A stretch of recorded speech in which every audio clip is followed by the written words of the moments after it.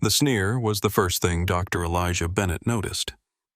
It wasn't loud or obvious, just a subtle, venomous curl of the lip on the flight attendant with the perfectly styled blonde hair. He stood at the entrance to the Platinum Sky Suite, the most exclusive cabin on Apex Airlines' flagship A380, and the air of luxurious quiet was suddenly thick with judgment. His bright orange hoodie from the independent black-owned brand Urban Revival worn jeans and custom sneakers were his armor of comfort for the long transatlantic flight. But in the eyes of the crew, his armor was a costume, and he was an imposter who had somehow wandered onto their stage. They had no idea they weren't judging a passenger. They were judging their own future. Is he seriously wearing that in Platinum Sky Suite? Someone must have made a reservation mistake. The whispered words sliced through the pristine cabin air of Apex Airlines' flagship A380. Victoria Reynolds, senior flight attendant with 15 years of impeccable service, didn't bother lowering her voice as much as she should have. Her perfectly manicured hand partially covered her mouth as she leaned toward Tyler Rodriguez, her junior colleague. Her eyes narrowed with judgment fixed on the man in seat 1A. Dr. Elijah Bennett sat quietly, his fingers tracing patterns on his sketch pad.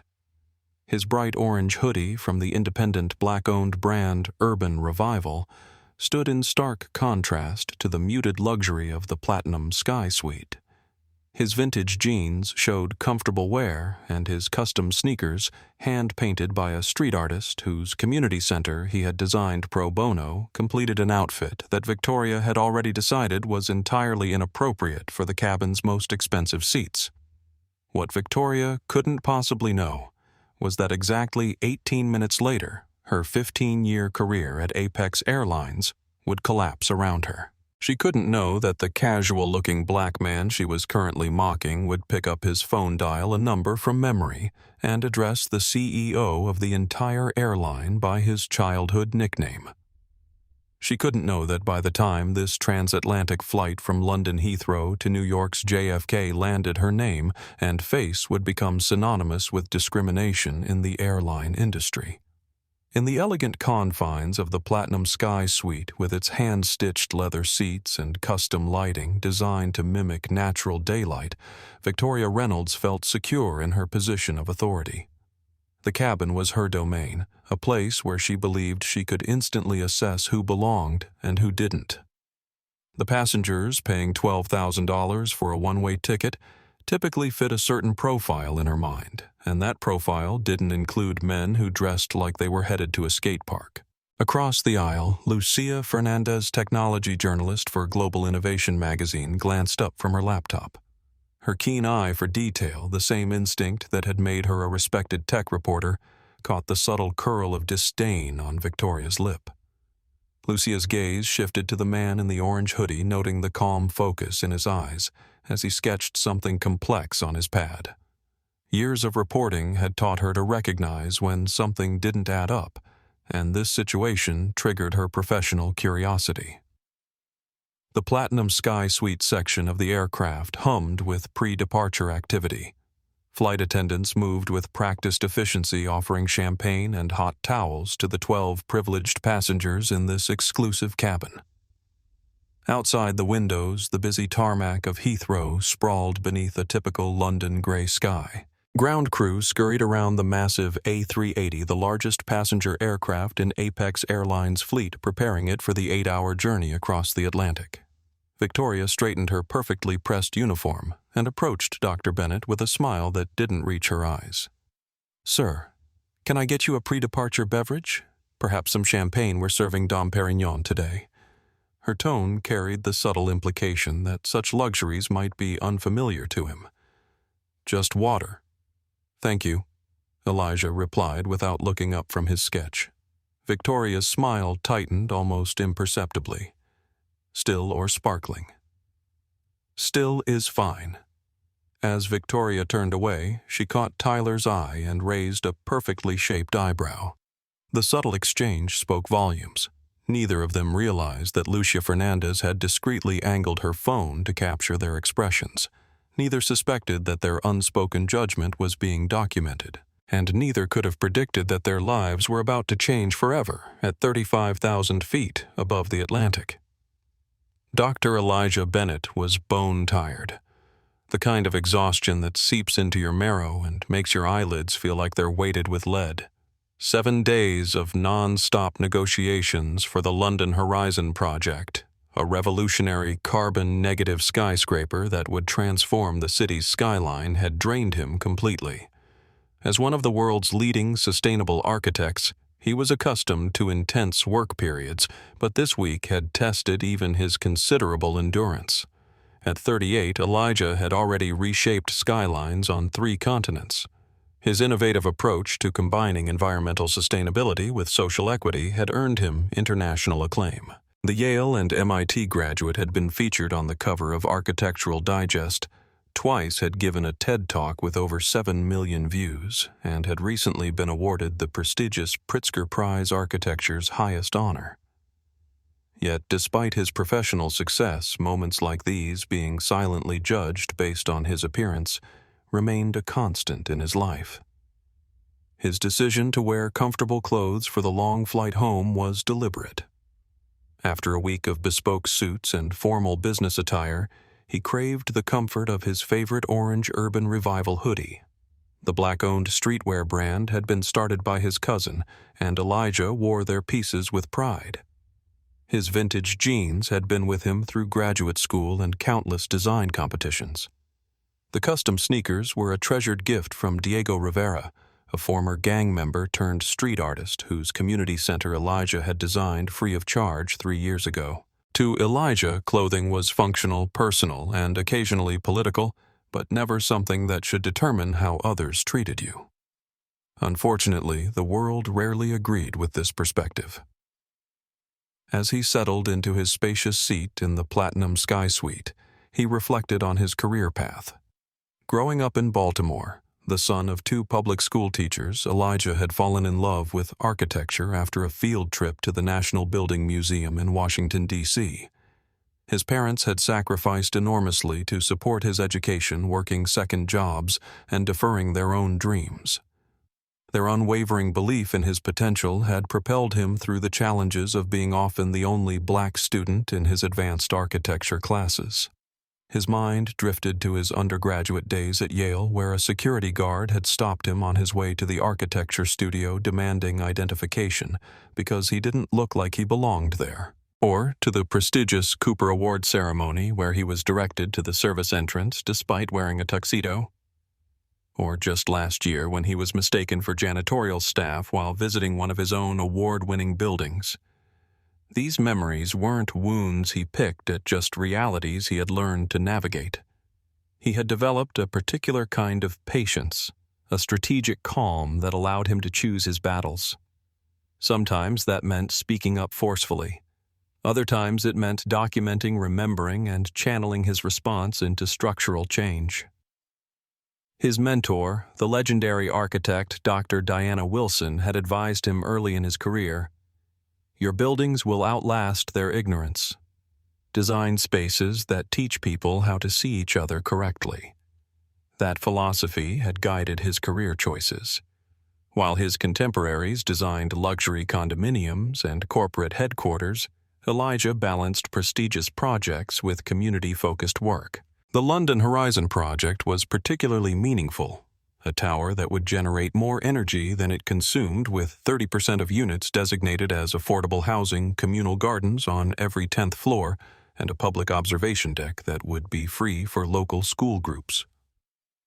Elijah pulled his sketchbook from his worn messenger bag.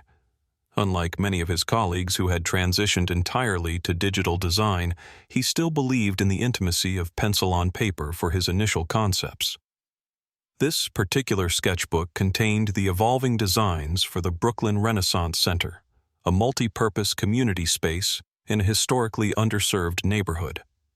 The project was personal. His grandparents had lived in that community for 40 years before being displaced by earlier waves of gentrification. His phone buzzed with a text from Jonathan Williams, CEO of Apex Airlines, and his former college roommate Eli. "Hope the flight's comfortable." Let me know when you land. Excited to see the community center plans? Johnny. A small smile crossed Elijah's face. Their unlikely friendship had begun 20 years ago in a cramped Yale dorm room. Jonathan, a white economics major from Connecticut's wealthy Greenwich enclave, and Elijah, a scholarship student from Baltimore, had initially seemed an odd match. But a shared passion for basketball, late-night philosophical debates, and a mutual respect for each other's drive had forged a lasting bond. They had been in each other's weddings, were godfathers to each other's children, and maintained their friendship despite increasingly demanding careers.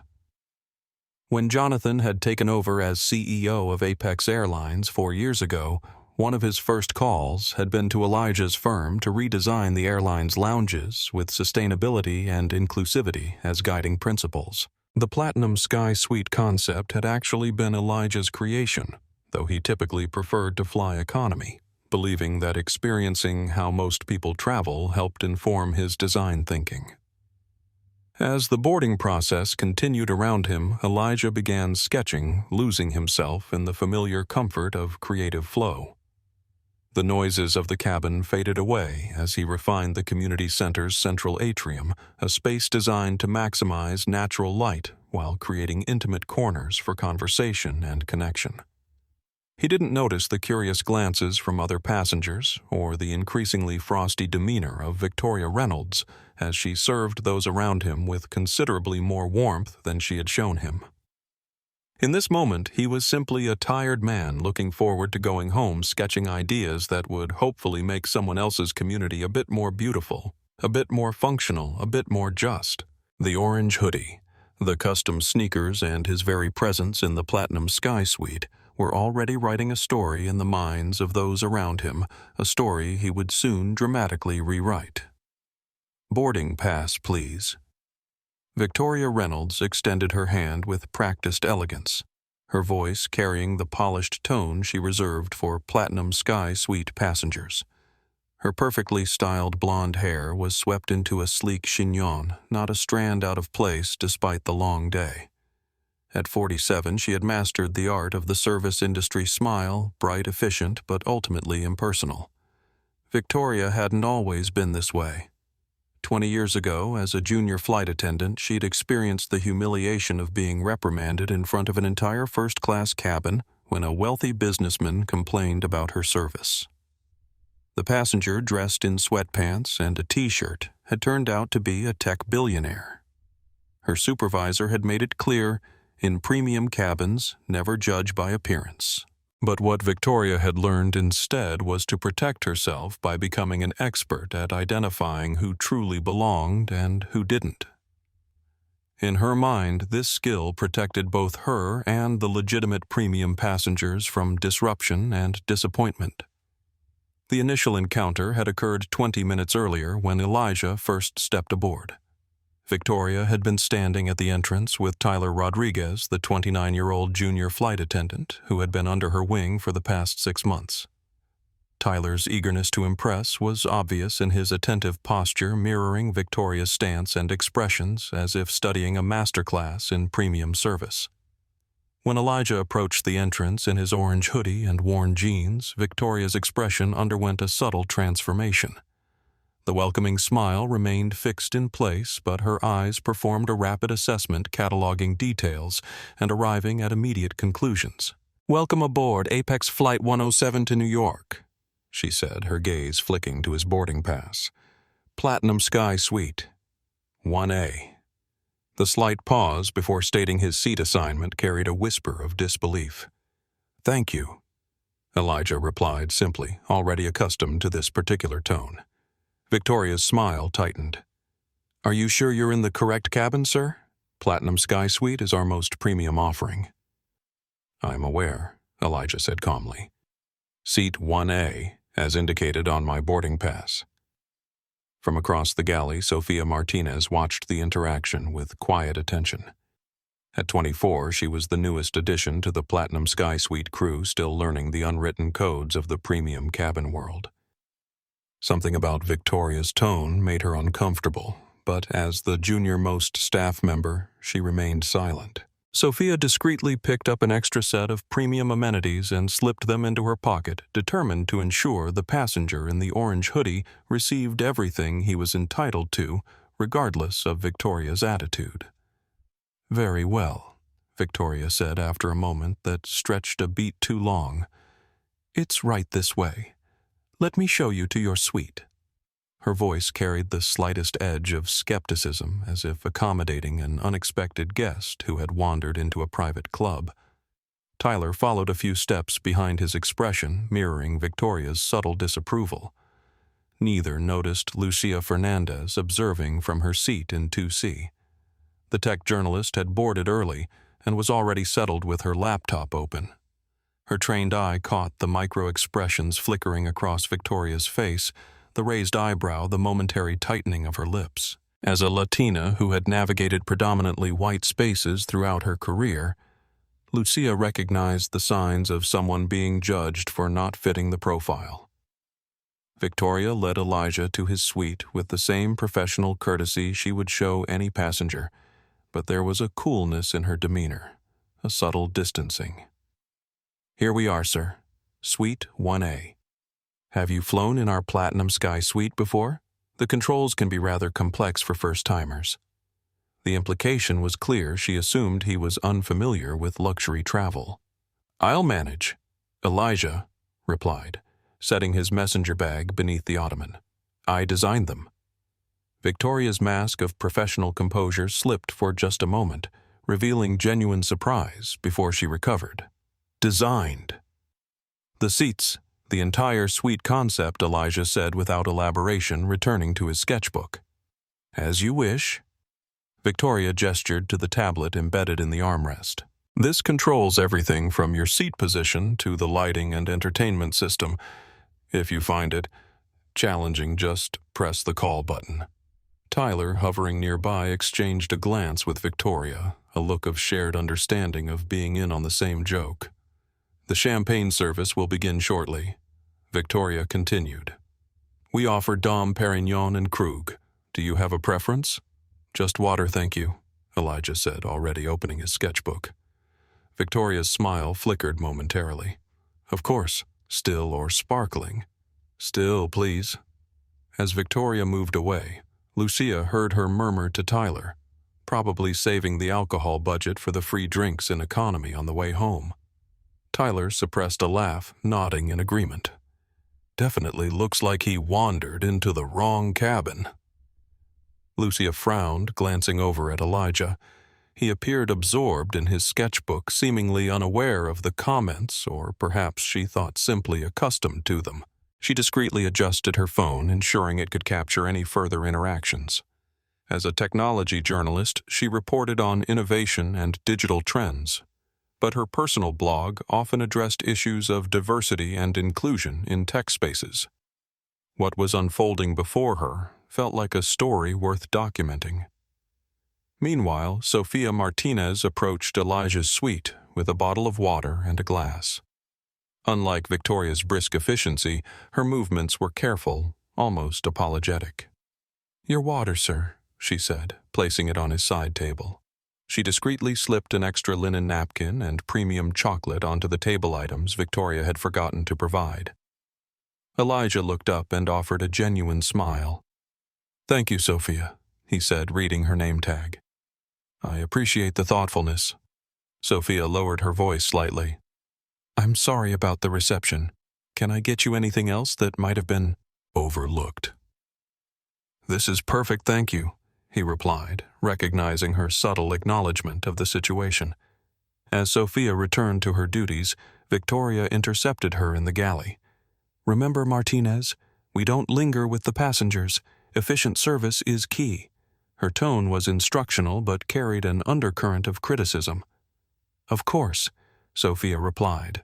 "I just wanted to make sure he had everything he needed." Victoria's expression hardened slightly. "I've already seen to that. Focus on preparing the welcome cocktails for the other suites." As boarding continued, the cabin gradually filled with passengers who, in Victoria's estimation, properly belonged in the premium space executives in bespoke suits, a famous actress traveling incognito, a retired ambassador and his wife. Victoria attended to each with precision and warmth, engaging in brief, respectful conversation, while Tyler followed her lead, learning the subtle art of deferential luxury service. Each time they passed Elijah's suite, the contrast in their behavior was striking. With other passengers, Victoria anticipated needs, made recommendations, and engaged in pleasant small talk. With Elijah, her interactions were minimal, strictly professional, and distinctly cooler. Passengers in nearby suites had begun to notice. An older businessman in 2B watched with increasing discomfort as the pattern established itself. Lucia continued her subtle documentation, her journalistic instincts fully engaged.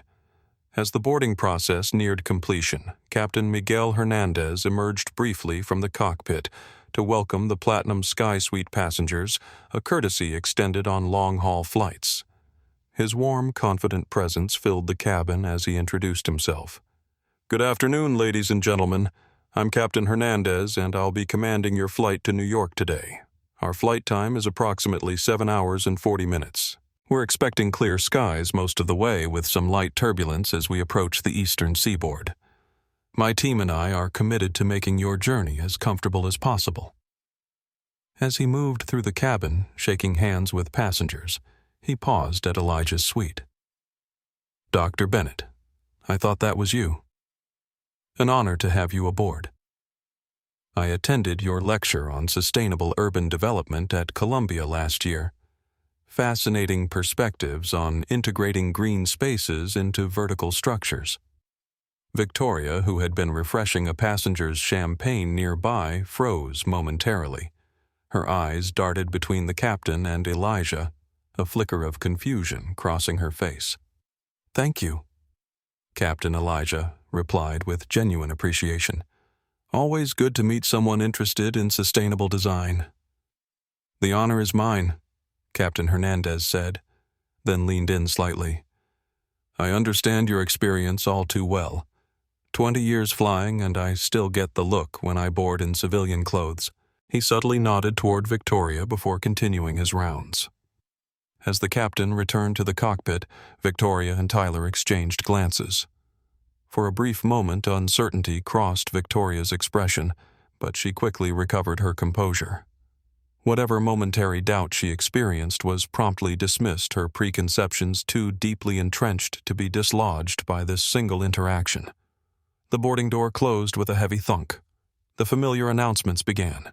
As the massive A380 pushed back from the gate, Elijah returned to his sketching, unaware that the routine transatlantic flight was about to become anything but routine. "Excuse me, I ordered still water 30 minutes ago." Elijah's voice was calm but firm as he addressed Victoria, who was efficiently serving drinks to passengers across the aisle. 3 times he had pressed the call button, and 3 times she had acknowledged with a crisp, "I'll be right with you," before attending to other passengers first. "Of course, sir." "I'll bring that right away," Victoria replied without making eye contact, her tone professionally distant. Lucia Fernandez, still discreetly observing from her seat, noted how Victoria had immediately responded to call buttons from other passengers, but had repeatedly delayed service to Elijah. The pattern was becoming unmistakable.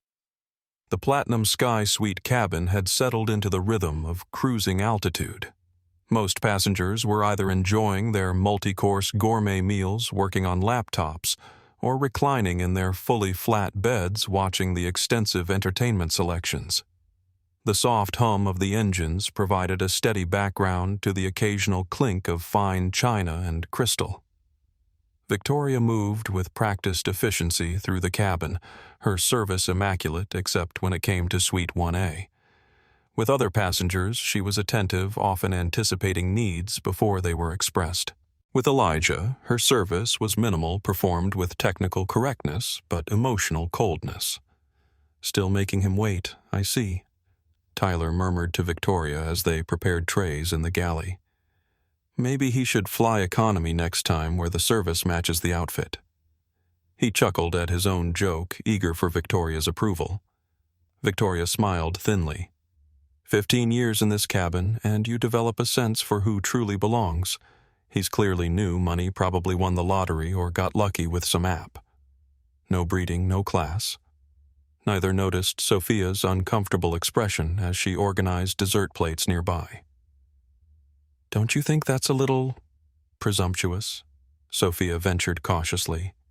"He seems nice enough, and the captain clearly knows him." Victoria's gaze snapped to Sophia, her expression cooling. "When you've been in this industry as long as I have, Martinez, you learn to read people. It's about maintaining standards." The Platinum Sky Suite experience isn't just about the price of the ticket, it's about the entire atmosphere. Some people simply don't fit regardless of who they know. Sophia dropped her eyes, nodding silently. The hierarchy was clear, and as the newest crew member, challenging Victoria was not a battle she was prepared to fight. However, she quietly slipped a premium chocolate and a handwritten note reading, "Please let me know if you need anything," onto a small tray, planning to deliver it to Elijah when Victoria wasn't watching. Victoria finally delivered Elijah's water, placing it on his tray table without the customary napkin or the polite inquiry about whether he needed anything else.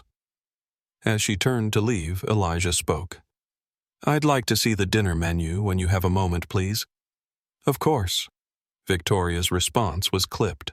She returned moments later, practically dropping the menu on his table before attending to another passenger's detailed wine questions with enthusiastic expertise.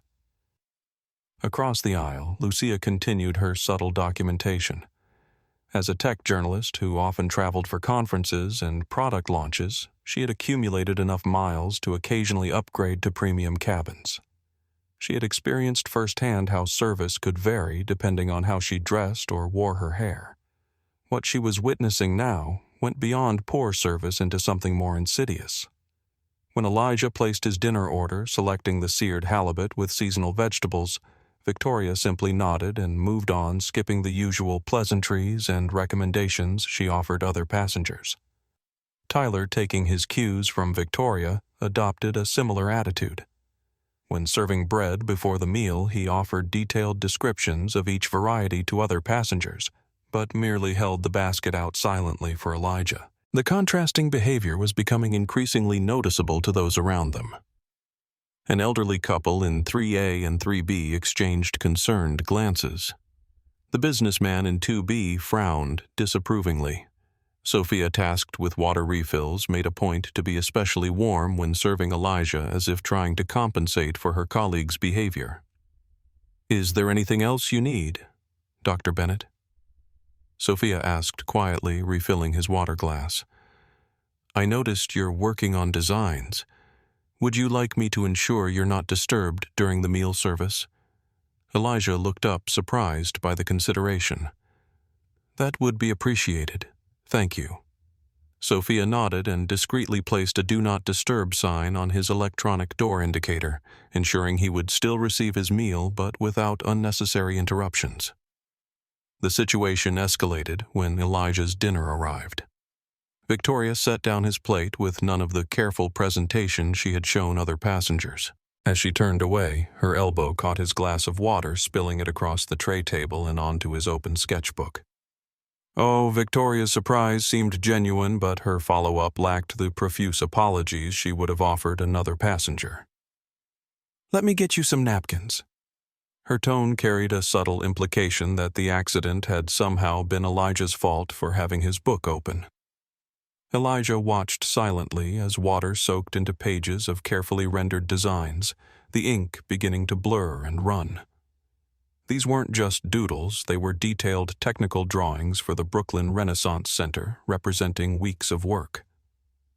"Those look important," Victoria remarked with performative concern that didn't reach her eyes. Perhaps not the best place for drawing during dinner service. The comment carried a condescending note of instruction, as if explaining proper behavior to someone unfamiliar with fine dining. Elijah took a deep breath, carefully lifting his sketchbook and attempting to blot the worst of the moisture with the few small napkins Victoria had provided. "These are architectural drawings for a community center project," he said evenly. "And yes, they're quite important. Dignity isn't something you earn with a ticket price. Elijah added quietly, looking directly at Victoria. It's something everyone deserves regardless of what they're wearing or where they're sitting. Victoria's response was a practiced, "I do apologize for the inconvenience," that sounded like a recitation rather than a sincere expression of regret.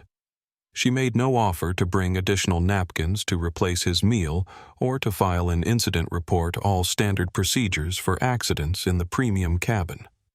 As Elijah tried to salvage his work, Tyler appeared ostensibly to help clean up. As he leaned in to wipe the table, he whispered to Victoria just loudly enough for those nearby to hear.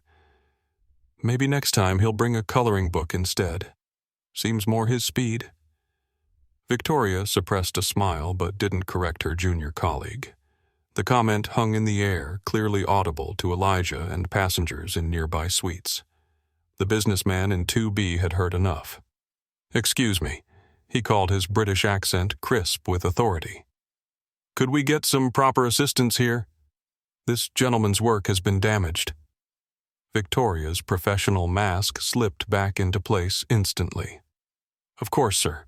Right away." Her tone with the businessman was deferential, apologetic, markedly different from her interaction with Elijah. Sophia quickly appeared with a stack of cloth napkins and began helping Elijah blot his sketchbook. "I'm so sorry about your drawings," she said quietly. "Is there anything else I can do?" "Thank you, Sophia," Elijah replied, his voice steady despite the setback. "This is very kind of you." From across the aisle, Lucia had captured the entire incident on her phone. What had begun as casual observation had evolved into deliberate documentation of a pattern of behavior that crossed professional lines. As Victoria retreated to the galley, her expression darkened. "Now he's got Martinez fawning all over him," she muttered to Tyler. "And Winston from 2B playing White Knight. Some people just love to virtue signal." Tyler agreed, eager to align himself with Victoria's perspective. What neither realized was that Captain Hernandez had emerged from the cockpit for his standard mid-flight cabin check and had overheard their exchange. The captain's expression remained neutral, but his eyes tracked the situation with increased attention. Back at his seat, Elijah carefully set his damaged sketchbook aside to dry. Years of experiencing similar treatment had taught him to choose his moments of response carefully. This wasn't the first time he had encountered such behavior, and experience had taught him that immediate confrontation often solved nothing. Instead, he reached for his phone, opened his contacts, and scrolled to a name listed simply as Johnny. His thumb hovered over the number momentarily as he considered his next move. The constant drip of microaggressions throughout the flight had worn through his usual patience. The damaged designs representing weeks of work for a project he deeply cared about had crossed a line. The businessman from 2B, David Winston, leaned across the aisle. "That was completely unprofessional," he said quietly. "You should report her when we land." Elijah gave him a measured look. "I appreciate your concern," he said, "but I think I'll handle this my own way." Winston nodded, respecting Elijah's agency in addressing the situation. As the meal service concluded, the tension in the cabin remained palpable. Victoria and Tyler continued their pattern of preferential service, while Sophia did her best to provide equal attention to all passengers. Lucia kept her phone ready, sensing that the situation was building toward some kind of resolution. Elijah sat quietly composing a text message rather than making an immediate call. The water-damaged sketchbook lay open on his tray table, a visible reminder of what had transpired. His expression remained calm, but a certain resolve had settled in his eyes, the look of someone who had made a decision. The next few hours would transform what might have been dismissed as merely poor service into a watershed moment for everyone involved. As the massive A380 continued its journey across the Atlantic, invisible currents of power, prejudice, and consequences swirled through the pressurized cabin, a storm building at 35,000 feet. "I'm so sorry, sir. It appears I've spilled wine on your sketches," Victoria's voice carried a note of insincerity that contradicted her words. The ruby liquid pooled across Elijah's tray table before dripping onto his lap, staining both the salvaged sketchbook and his orange hoodie. 3 hours into the flight, the incident occurred during the second beverage service. Victoria had been distributing drinks when she paused at Elijah's suite, a glass of red wine intended for the passenger behind him in her hand. As she leaned over to place a napkin on his table, the wine glass mysteriously tipped its contents, cascading over his workspace. For a moment, silence fell over the immediate vicinity of the cabin. The accident appeared to cross the line from neglect into something more deliberate. Elijah sat motionless, staring at the spreading stain across pages that contained irreplaceable design elements for the Brooklyn Renaissance Center detail work that represented dozens of hours of creative labor. His orange hoodie, a gift from his cousin's company, was now marred with a spreading crimson blotch. How unfortunate, Victoria continued, making minimal effort to help contain the spill. Red wine is so difficult to remove from, well, everything. Her tone carried a barely disguised satisfaction. Tyler quickly appeared at her side, offering a single cocktail napkin with a poorly concealed smirk. "Need any help, sir?" The question sounded more like mockery than assistance. The businessman in 2B, David Winston, stood up abruptly. "This is absolutely unacceptable," he declared, his British reserve giving way to obvious indignation. "I've been watching your treatment of this gentleman for hours, and it has been nothing short of discriminatory." Victoria's expression hardened as she turned to Winston. "Sir, I assure you this was an accident. Please return to your seat." An accident. Like the water earlier. Like the ignored call buttons. Like the whispered comments. Winston countered, his voice rising. "I travel over 100,000 miles annually with this airline, and I have never witnessed such unprofessional service." Other passengers had begun to take notice. The elderly couple in 3A and 3B watched with concerned expressions. A woman in 4C had removed her sleep mask to observe the commotion. Lucia Fernandez had captured the entire incident on video. As a tech journalist, she typically documented product launches and innovations, but her instincts told her this story might prove more significant than the latest smartphone release. Sofia Martinez rushed forward with a stack of proper cloth napkins and began attempting to contain the damage. "I'm so sorry, sir," she whispered, her distress appearing genuine. "Let me help you clean this up." Elijah finally spoke, his voice controlled despite the destruction of his work. "Thank you, Sophia." He carefully lifted the soaked sketchbook, watching as wine dripped from its pages.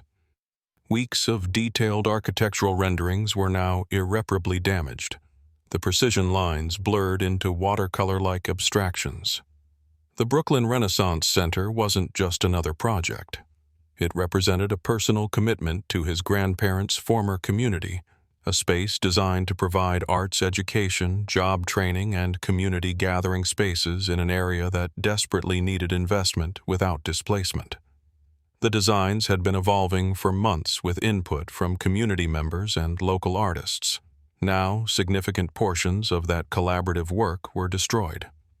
Victoria remained standing nearby, her posture defensive. "These things happen during turbulence," she stated, though the flight had been remarkably smooth. Captain Hernandez, who had been alerted to the disturbance, emerged from the cockpit. His presence brought an immediate shift in the cabin atmosphere. "What's happening here?" he asked, his tone professional but carrying the natural authority of command. Before Victoria could respond, Winston interjected. "Captain, I feel compelled to report that this gentleman has been subjected to consistently poor service throughout this flight, culminating in his property being damaged twice." Captain Hernandez turned to Elijah. "Sir, would you like to explain what occurred?" Elijah met the captain's gaze. "I would prefer to handle this my own way," he said calmly, "but I appreciate your concern." The captain nodded, respecting Elijah's wishes while noting the obvious tension. After a moment's consideration, he added quietly, "Dr. Bennett, I've seen this too many times in my career. 20 years flying, and I still get questioned when I board in civilian clothes. If you don't address it, nothing changes." Elijah considered the captain's words.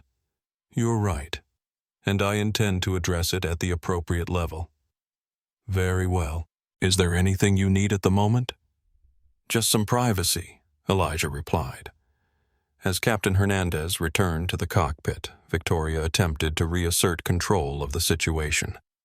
"We'll be beginning our pre-landing service in approximately 2 hours," she announced to the cabin at large, trying to move past the incident. Elijah carefully placed the ruined sketchbook on his side table and reached for his phone. The composed patience that had characterized his response to the previous provocations had given way to a quiet determination. There comes a point when strategic tolerance of discrimination becomes self-erasure, and that threshold had been crossed. Tyler, misreading Elijah's calm demeanor as defeat, whispered to Victoria as they retreated to the galley, "Guess he won't be drawing any more stick figures on this flight." Victoria's responding chuckle was just audible enough to reach Elijah's ears. It was the final confirmation that the incidents weren't mere service failures, but deliberate acts of disrespect. "You know," Elijah said, his voice carrying clearly, though he hadn't raised it, "the true measure of class isn't how you treat people you think are important. It's how you treat people you think aren't." The statement hung in the air, causing Victoria to pause mid-step. Several passengers nodded in agreement, and an uncomfortable silence fell over the cabin. Sophia lingered near Elijah's suite, clearly distressed by her colleague's behavior, but uncertain how to address it within the strict hierarchy of the cabin crew. "Can I get you anything else, sir?" she asked quietly. "Perhaps a change of clothes from your carry-on?" "No, thank you, Sophia," Elijah replied, "but I appreciate your kindness throughout this flight." As Sophia reluctantly returned to her duties, Lucia leaned slightly toward Elijah from her seat across the aisle. "I have everything on video," she said in a low voice. "If you want documentation." Elijah gave her a small nod of acknowledgement. "That might be useful. Thank you." He unlocked his phone and opened his contacts. The accumulated indignities of the past few hours, the dismissive treatment, the damaged work, the barely concealed mockery had reached a tipping point. Throughout his career, Elijah had faced similar situations and had carefully chosen when to confront discrimination directly and when to address it through institutional channels. This moment called for the latter approach. His thumb hovered over a contact listed simply as Johnny before tapping it decisively. Across the cabin, Victoria and Tyler continued their service to other passengers, their behavior toward everyone else impeccably professional. The contrast only highlighted the disparate treatment Elijah had received. The elderly gentleman in 3B who had been watching events unfold caught Elijah's eye and gave him a small nod of solidarity. The gesture, simple as it was, reinforced Elijah's resolve. This wasn't just about his personal discomfort, it was about patterns of behavior that affected countless travelers who didn't have the same resources or connections to address them. As he waited for his call to connect, Elijah glanced down at his ruined sketchbook. The community center designs would need to be recreated, but perhaps something else could be built from this experience as well, something that might prevent others from facing similar treatment in the future. The phone began to ring as the massive aircraft continued its steady course across the Atlantic, unaware that the dynamics within its pressurized cabin were about to fundamentally change. "Johnny, it's Eli. Got a minute to talk about your Platinum Sky Suite service?" Elijah's voice carried just enough to be heard by those in the immediate vicinity. He had deliberately not lowered his tone, though he wasn't speaking loudly enough to disturb the cabin at large. Victoria, who was serving coffee to a passenger 2 rows behind, faltered slightly in her movements. She hadn't been paying attention to Elijah's actions, assuming he was merely sulking after the wine incident. "Yeah, I'm on one of your transatlantic flights right now." Elijah continued, his calm tone belying the significance of the conversation. "Flight 107, London to JFK. Across the aisle, Lucia Fernandez observed with growing interest. As a tech journalist, she had documented numerous corporate crisis points, but rarely had she witnessed one unfolding in real time. "The service has been educational," Elijah said, choosing his words carefully. "Actually, I think it might represent a blind spot in your customer experience that you should know about." Tyler had joined Victoria in the aisle, both now half-focused on their tasks as they strained to hear Elijah's conversation. The casual mention of the Platinum Sky Suite service had caught their attention, but the possibility that he might have direct access to someone in corporate management seemed unlikely to them. "No, it's not a minor issue. Johnny." Elijah continued, his voice taking on a more serious tone. "I've had my property damaged twice. Architectural designs for the Brooklyn project, actually. But more concerning is the pattern of behavior I've observed. David Winston, the businessman in 2B who had spoken up earlier, was now watching with undisguised interest. The elderly couple in 3A and 3B had also tuned into the unfolding situation. Yes, I can identify the staff members, Elijah confirmed.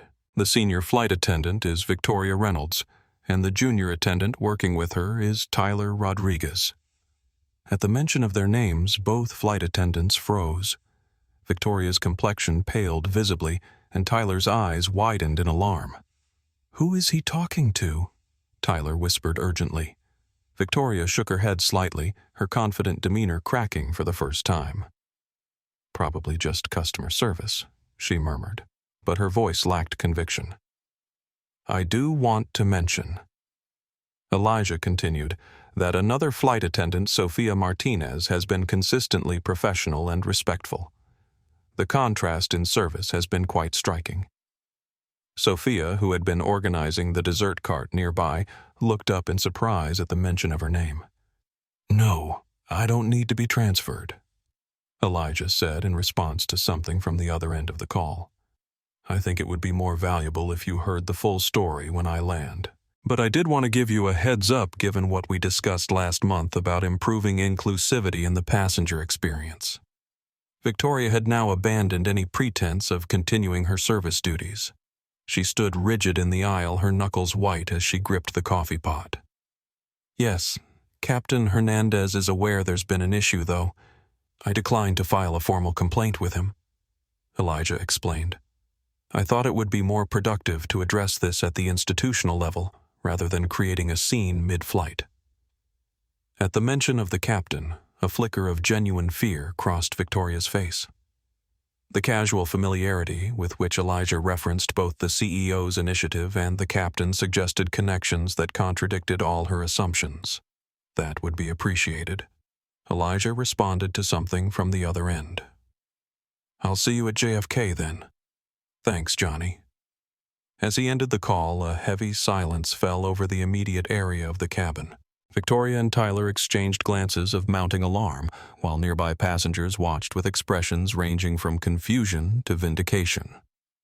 Elijah placed his phone on his tray table and turned his attention back to his ruined sketchbook, his demeanor as calm as it had been throughout the flight. He made no announcement, offered no explanation to those around him, and displayed no triumph or satisfaction. It was Lucia who broke the silence, leaning across the aisle. "Excuse me," she said quietly, "but was that Jonathan Williams you were speaking with, the CEO of Apex Airlines?" Victoria, still standing frozen with the coffee pot, inhaled sharply. Elijah looked up at Lucia. "Yes," he replied simply. "Johnny and I were roommates at Yale. We've stayed close."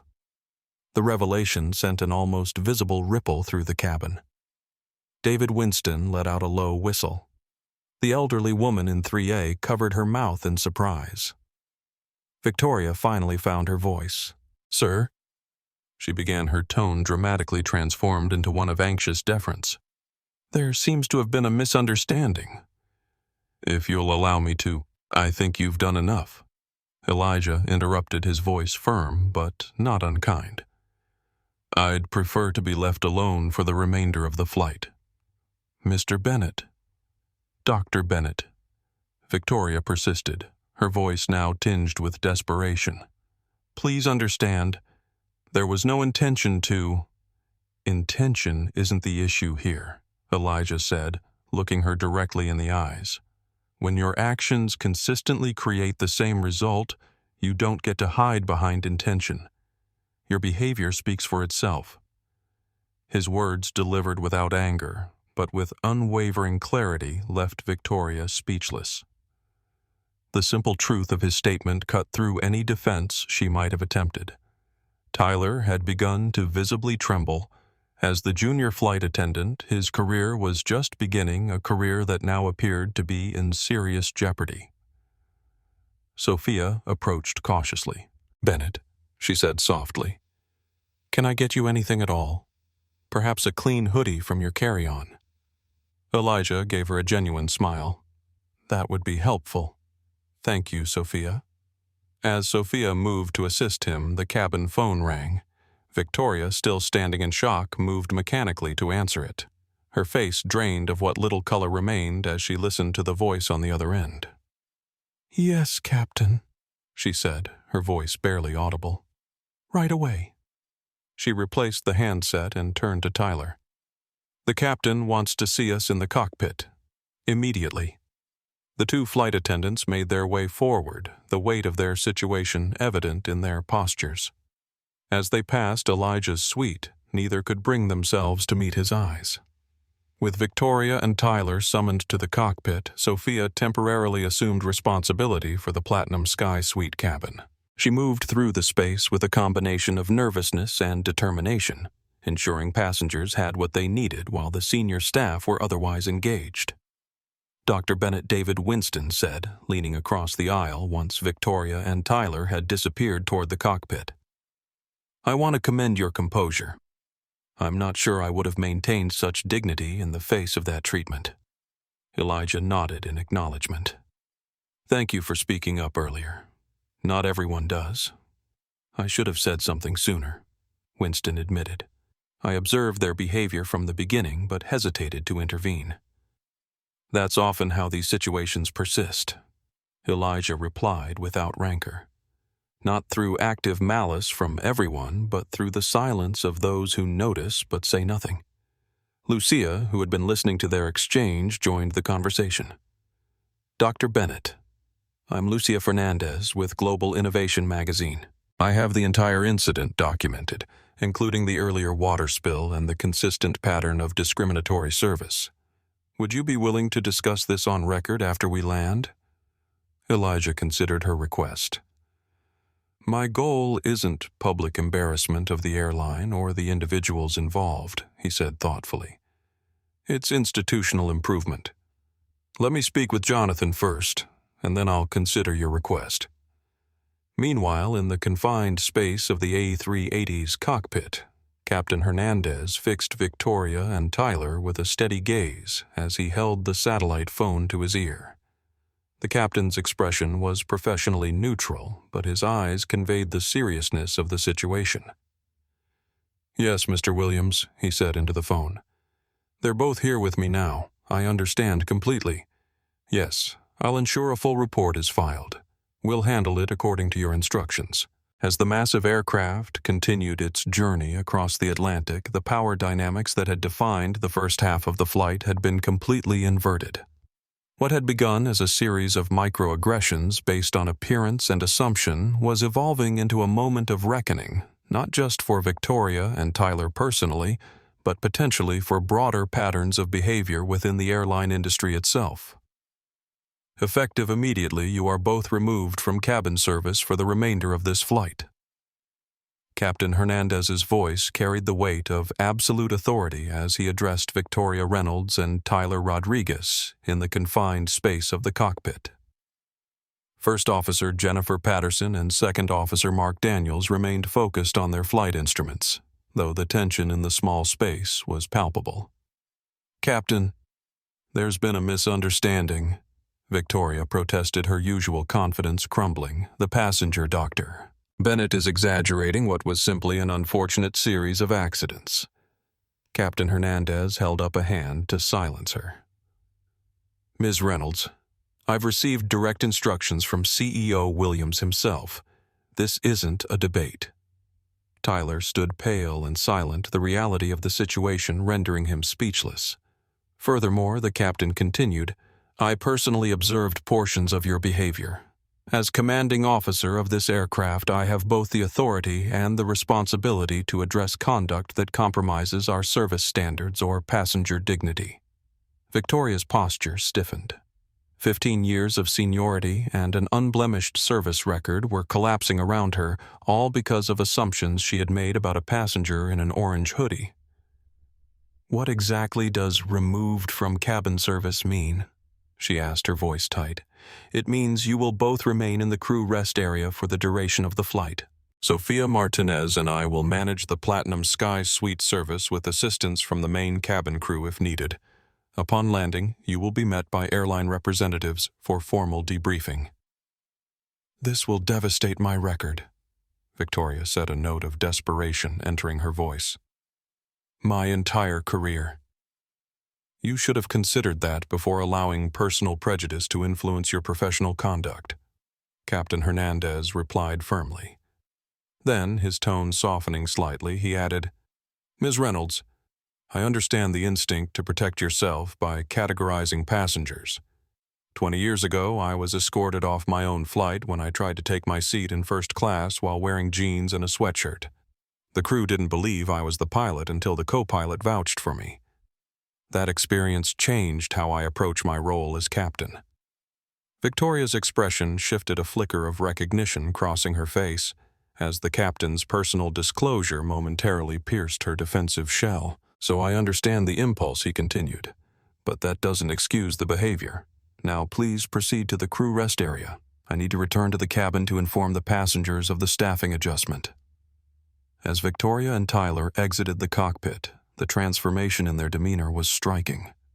The confident authority that had characterized Victoria's presence had evaporated, replaced by a rigid tension. Tyler walked beside her in a daze, occasionally casting glances at his mentor as if seeking reassurance she could no longer provide. "What have I done?" Tyler whispered as they made their way to the crew rest area. "My parents mortgaged their house to pay for my flight training. This job was everything." Victoria couldn't meet his eyes.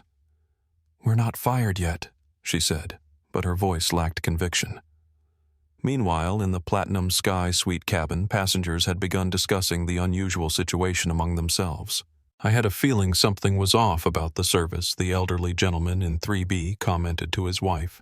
"The way they treated that young man was shameful." "Did you hear him?" the woman in 4C whispered to her companion. "He called the CEO by his first name, Johnny Lucia Fernandez," was typing rapidly on her laptop, her journalistic instincts fully engaged. What had begun as casual observation had evolved into a potentially significant story about power prejudice and accountability at 35,000 feet. Elijah remained in his seat methodically, trying to salvage what he could from his damaged sketchbook. He wasn't taking satisfaction in Victoria and Tyler's predicament. This wasn't about personal vindication. His focus remained on the institutional patterns that had allowed the situation to develop in the first place.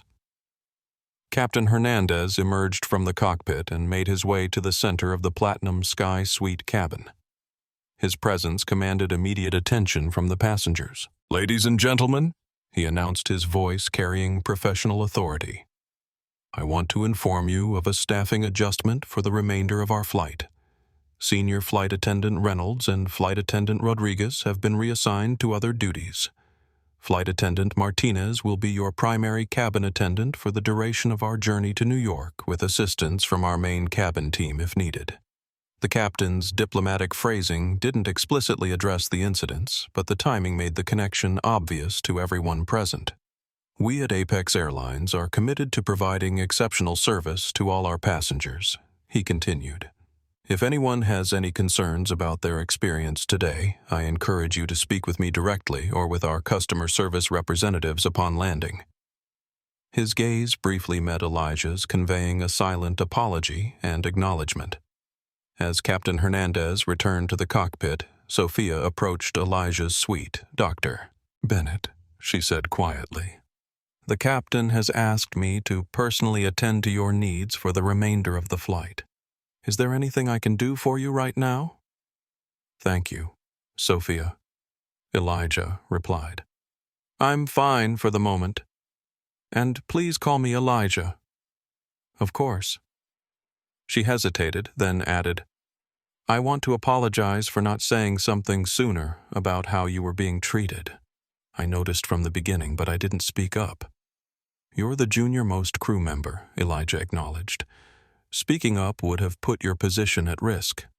I understand the constraints of hierarchy. Still, Sophia persisted. Silence in the face of wrong behavior makes me complicit. I should have found a way to address it. Sometimes the smallest acts of resistance matter, Elijah said. The extra napkins, the chocolate you slipped me when Victoria wasn't looking, I noticed. Those small kindnesses mean something. Sophia looked surprised that he had observed her subtle attempts to counteract Victoria's behavior.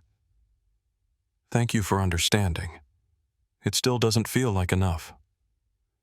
Change rarely happens in dramatic moments, Elijah replied. It's built from countless small choices that eventually create a different reality. As Sophia moved on to attend to other passengers, Lucia leaned toward Elijah again. This is remarkable, she said quietly. In all my years of reporting on corporate accountability, I've rarely seen such immediate consequences for discriminatory behavior. Don't mistake speed for depth of change, Elijah cautioned. Quick reactions to public incidents are different from sustained institutional reform. David Winston joined the conversation from across the aisle. Will you be pursuing legal action? I'd be willing to provide a witness statement. I'm less interested in punishment than in prevention, Elijah replied. Jonathan and I have been discussing ways to improve inclusivity in travel experiences for years. This incident provides concrete evidence of where the gaps are. As the conversation continued, passengers in the main cabin had begun to notice the unusual activity. The absence of the regular Platinum Sky Suite attendants and the presence of the captain in the premium cabin had sparked curiosity. Fragments of information began circulating whispers about a VIP passenger and staff being removed mid-flight. In the crew rest area, Victoria sat in stunned silence while Tyler paced the small space anxiously. This can't be happening, Tyler muttered. One passenger in a hoodie and our careers are over. Victoria's gaze was distant, her mind replaying the events of the flight and recognizing too late the assumptions that had guided her behavior. He wasn't just any passenger, she said quietly, and it wasn't about the hoodie. It was about our response to the hoodie. Tyler stopped pacing. What do you think will happen when we land? Victoria had no comforting answer to offer. In 15 years with Apex Airline, she had witnessed similar situations, flight attendants suspended or terminated for serious service failures. The direct involvement of the CEO suggested this incident was being treated with the utmost seriousness. I keep thinking about what the captain said, Victoria admitted after a long silence. About being escorted off his own flight because of how he was dressed. I've always prided myself on providing exceptional service, but maybe what I thought was maintaining standards was really just enforcing my own prejudices. Tyler looked at her in surprise. This moment of self-reflection was the first crack in Victoria's previously impenetrable certainty. Back in the Platinum Sky Suite, the flight continued under Sophia's attentive care. The young flight attendant moved through the cabin with growing confidence, ensuring all passengers received equal attention and respect. The contrast with the previous service dynamic was striking and noticed by everyone. Elijah had put away his ruined sketchbook and was now making notes on his tablet, not about the architectural project, but about the incident itself. His analytical mind was already processing the experience, identifying the points of failure and potential areas for improvement. This wasn't just about 2 flight attendants. It was about training protocols, reporting mechanisms, and corporate culture. As the A380 began its gradual descent toward the eastern seaboard, The atmosphere in the Platinum Sky Suite had transformed. The earlier tension had given way to a strange sense of community among the passengers who had witnessed the events unfold.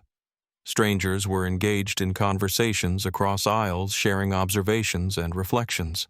Lucia had completed a draft article, awaiting only post-landing interviews and official airline comment before submission.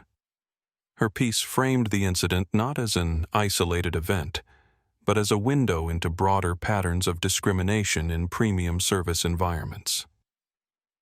Captain Hernandez made one final pass through the cabin before returning to the cockpit for landing preparations.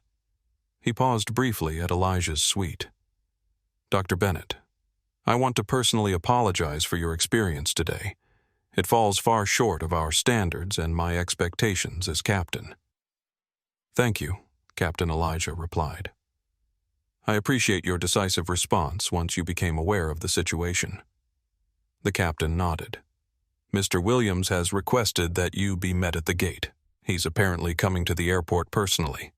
This information caused a small stir among the passengers within earshot. The CEO personally meeting a flight was highly unusual and underscored the seriousness with which the incident was being treated.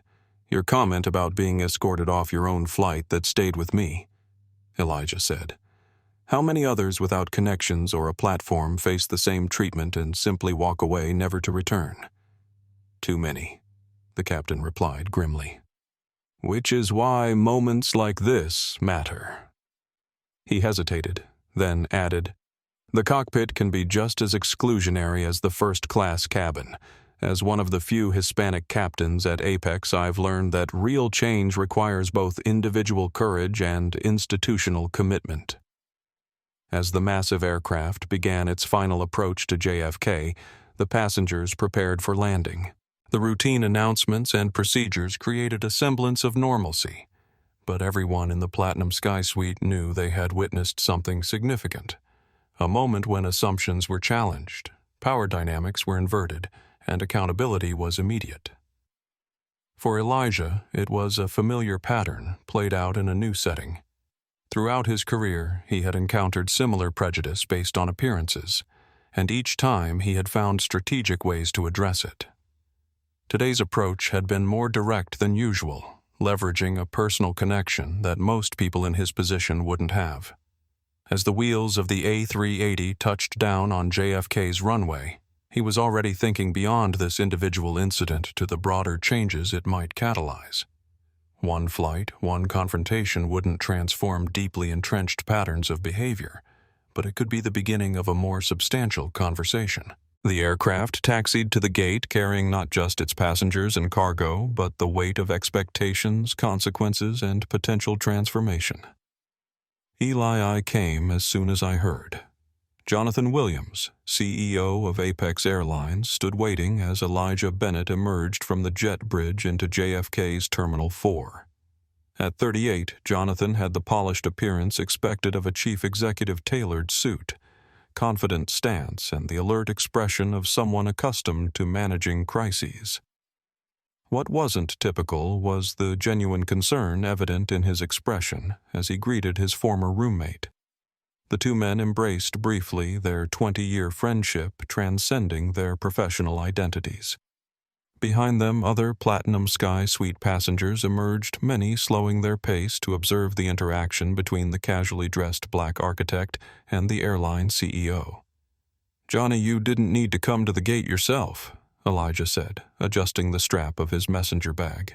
The wine-stained orange hoodie had been replaced with a plain black Apex Airlines sweatshirt provided by Sophia during the flight. "Yes, I did," Jonathan replied firmly. "This isn't just a customer service issue. It's personal, and it's structural." He glanced at the damaged sketchbook in Elijah's hand. "Your Brooklyn designs?" Elijah nodded. A significant setback, but not insurmountable. "We need to talk properly," Jonathan said, "but first there are some immediate matters to address." As they spoke, Victoria Reynolds and Tyler Rodriguez were being escorted from the aircraft through a separate jet bridge accompanied by two Apex Airlines managers. Victoria's face was set in a rigid mask of professional composure, but the slight trembling of her hands betrayed her inner turmoil.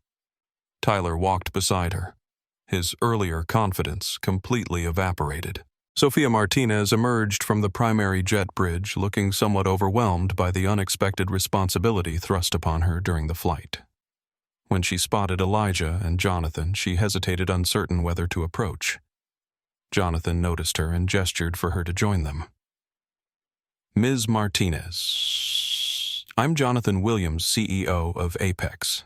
Captain Hernandez spoke very highly of your professionalism today. Thank you, sir. Sophia replied, clearly nervous about addressing the CEO directly.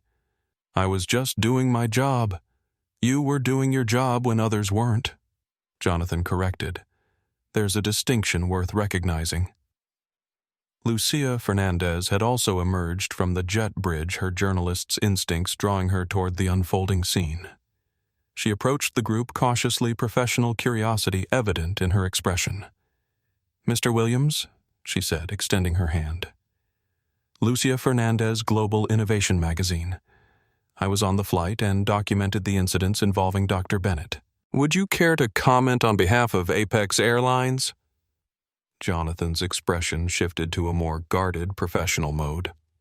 Ms. Fernandez, I appreciate your concern, but I'd like to gather all the facts before making any public statements. Perhaps we could schedule a proper interview tomorrow. Of course, Lucia replied, handing him her business card.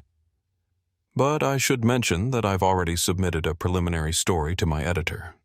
The footage is quite compelling. I understand, Jonathan acknowledged. In the spirit of transparency, let me say this. What happened on that flight does not represent the values of Apex Airlines. We are taking immediate action to address the specific incident and to examine our broader training and accountability protocols. Lucia nodded, appreciating the CEO's substantive response rather than a generic corporate statement. I'll include that in my reporting, and I'd welcome that follow-up interview. As this exchange occurred, other passengers from the flight had begun to gather, many openly watching the interaction between the CEO, Elijah, and the journalist. David Winston approached, extending his hand to Jonathan. Mr. Williams, I was in Suite 2B and witnessed the entire situation. Completely unacceptable treatment of Dr. Bennett by your staff. I've been flying Apex for 15 years and was shocked by what I observed. I appreciate your candor, sir, Jonathan replied. And I assure you, this isn't representative of our values or standards. More passengers joined the impromptu gathering, many offering their own observations of what had transpired. The elderly couple from 3A and 3B, the woman from 4C, and several others from the main cabin who had noticed the unusual mid-flight staff changes all contributed to a chorus of accounts that painted a comprehensive picture of the incidents. Terminal staff had begun to notice the unusual gathering, and several Apex customer service representatives approached, clearly uncertain about how to handle a situation where their CEO was directly engaged with passengers. Jonathan turned to one of them. Janet, please arrange for the Concord Lounge to be made available for Dr. Bennett and these passengers. I'd like to address everyone properly away from the terminal concourse. Right away, Mr. Williams? Janet replied, immediately moving to implement the request. Meanwhile, in a private office near the gate area, Victoria and Tyler were seated across from Maria Gonzalez, Apex Airlines, head of cabin services, and Robert Thompson, Director of Human Resources. The atmosphere was tense, the silence broken only by the soft sound of a recording device being placed on the table between them. Ms. Reynolds, Mr. Rodriguez Maria began, her tone professionally neutral but carrying an undercurrent of severity. This is a preliminary debriefing regarding the incidents reported on Flight 107 from London. I need to inform you that effective immediately, you are both suspended pending a full investigation. Victoria's composure finally cracked. Suspended. Based on the complaint of a single passenger? No, Maria corrected firmly. Based on multiple passenger testimonies, the direct observation of Captain Hernandez video evidence, and the personal intervention of CEO Williams. This is not a matter of one passenger's word against yours. Tyler looked on the verge of tears. Ms. Gonzalez, I was just following Victoria's lead. I'm still in my probationary period. Please, this job means everything to me. Robert Thompson regarded him with a measured expression. Mr. Rodriguez following inappropriate behavior doesn't excuse participating in it. However, your comparative inexperience and junior status will be considered in the investigation. Victoria's face flushed with sudden anger. This is completely disproportionate. We're being crucified because Dr. Bennett happens to be friends with the CEO. If he were any other passenger, this would be handled with a customer service voucher and a form letter apology. Maria's expression hardened. Ms. Reynolds, that attitude precisely illustrates the problem. The issue isn't that Dr. Bennett has connections. It's that you provided discriminatory service based on your assumptions about him. The fact that he could directly report this to the CEO simply exposed what might otherwise have gone unaddressed. How many other passengers have you treated this way, who didn't have a direct line to senior management? Victoria fell silent, the question hanging uncomfortably in the air. Back in the terminal, Jonathan was leading Elijah and the growing group of passengers toward the exclusive Concord lounge. As they walked, he spoke quietly to his friend.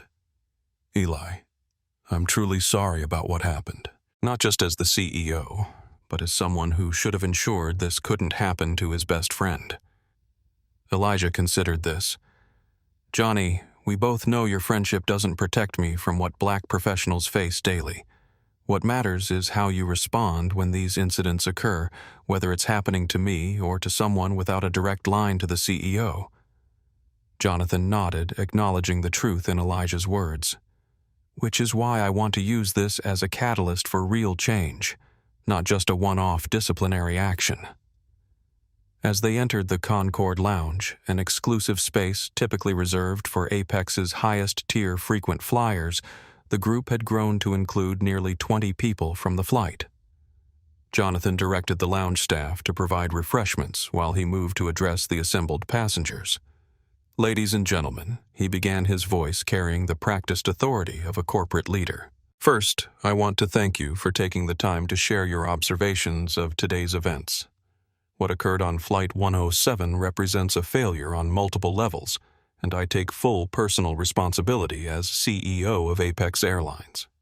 The passengers listened attentively, many still processing their unexpected inclusion in what had become a significant incident. Dr. Bennett is not just a valued customer, but a personal friend, Jonathan continued. However, what happened today would be completely unacceptable regardless of who the passenger was or what connections they might have. Everyone who flies with us deserves equal respect and service excellence. Sophia Martinez stood quietly at the edge of the group, still wearing her uniform and looking somewhat out of place among the executives and passengers. Jonathan noticed her discomfort and made a point to include her in his next statement. I want to publicly commend Flight Attendant Martinez, who demonstrated the professionalism and respect that represents the true values of our airline. Ms. Martinez, your actions today exemplify what we should expect from all our team members. Sophia's cheeks colored slightly at the unexpected praise, but she stood a bit straighter, her expression reflecting a growing confidence. As Jonathan continued addressing the group, promising a thorough investigation and meaningful changes to training and accountability protocols, Elijah observed his friend in action. Jonathan had always been charismatic and persuasive, qualities that had served him well in ascending to his current position at a relatively young age. But there was something more in his response today, a genuine commitment that went beyond corporate damage control. The immediate fallout of the incident was still unfolding, rippling outward from the confined space of the aircraft to the broader contexts of corporate accountability, media scrutiny, and personal consequences. For Victoria and Tyler, careers built over years and months, respectively, hung in the balance. For Sophia, an unexpected spotlight had illuminated her integrity. For Lucia, a routine business trip had transformed into a potentially significant story about discrimination in premium spaces. And for Elijah and Jonathan, longtime friends navigating professional spheres where their racial identities created vastly different experiences, the incident had opened yet another chapter in their ongoing dialogue about privilege power and the possibility of meaningful change. As the gathering in the Concord Lounge continued with passengers sharing their observations and Jonathan listening intently, the groundwork was being laid for consequences that would extend far beyond this single flight or these individual careers. The incident had cracked open a window into patterns typically hidden beneath the polished veneer of premium service, exposing assumptions and behaviors that usually remained unexamined and unchallenged. It's not just about two flight attendants, Johnny. It never is. Elijah's words hung in the air of Jonathan's corner office at Apex Airlines headquarters. 3 days had passed since the incident on Flight 107, and the two friends sat surrounded by the evidence of a deepening investigation, reports, data, visualizations, and testimonials displayed on multiple screens. Jonathan leaned back in his chair, fatigue evident in his expression. What had begun as a response to a specific incident had quickly evolved into a comprehensive examination of service patterns across the airline. The findings were troubling. The data doesn't lie, he acknowledged, gesturing to a particularly revealing chart. When we analyzed customer complaint records from the past 5 years and cross-referenced them with passenger demographics, the pattern is undeniable.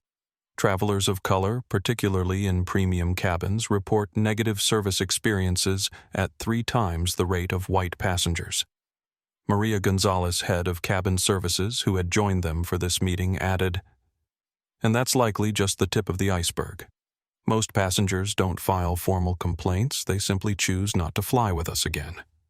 The initial investigation into Victoria Reynolds' conduct had uncovered previous incidents that had been documented but never properly addressed. 3 separate complaints had been filed against her over the past 2 years, all from passengers of color who had reported similar experiences of dismissive service and subtle disrespect. Each time the complaints had been processed as isolated incidents addressed with minimal coaching and buried in her otherwise exemplary service record. "The problem is in how we've structured our response mechanisms," Maria explained. "We've been treating these as individual behavioral issues rather than recognizing patterns." Elijah nodded.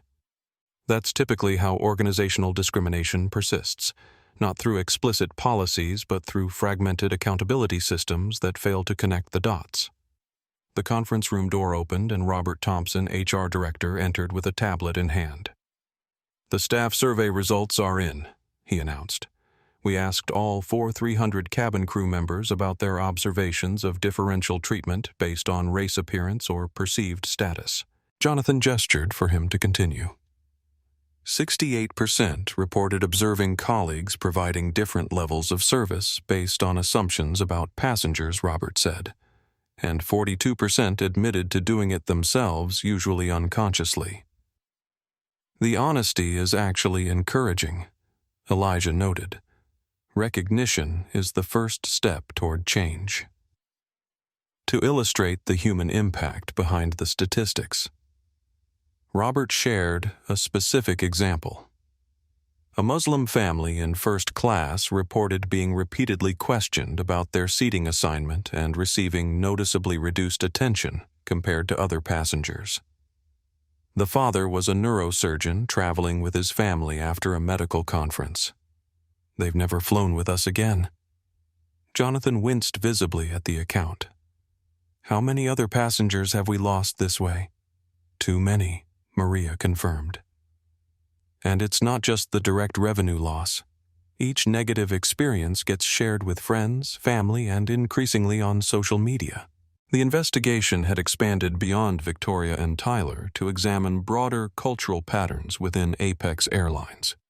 What emerged was a picture not of isolated bad actors, but of institutional blind spots training that emphasized profile-based service reward systems that inadvertently encouraged preferential treatment of certain passenger types and reporting mechanisms that failed to identify patterns of bias. "We've been inadvertently training our staff to make snap judgments," Maria acknowledged.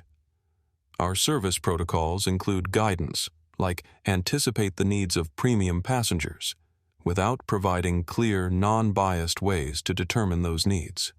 And our performance metrics reward crew members who receive positive feedback from high-status passengers, Robert added, creating an implicit incentive to focus attention on those who most closely fit the traditional profile of wealth and status.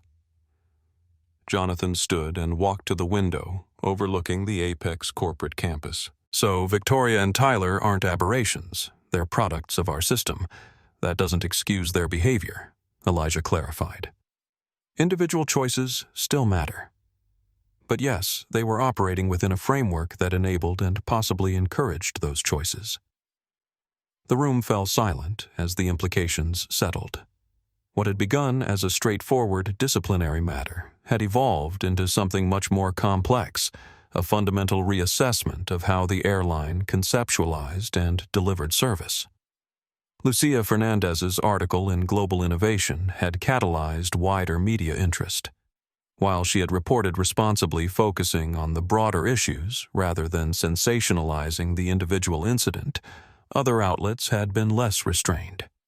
Victoria's name and image had appeared in several publications, making her the face of a controversy that extended far beyond her personal actions. "What's the status of the Victoria and Tyler situations?" Elijah asked, breaking the silence. Robert consulted his tablet. "The disciplinary proceedings are ongoing." Victoria continues to dispute the characterization of her actions, maintaining that the incidents were accidents and misunderstandings rather than deliberate discrimination. "And Tyler?" Jonathan inquired. "He's taken a different approach," Robert replied. He submitted a written statement acknowledging his behavior and expressing remorse.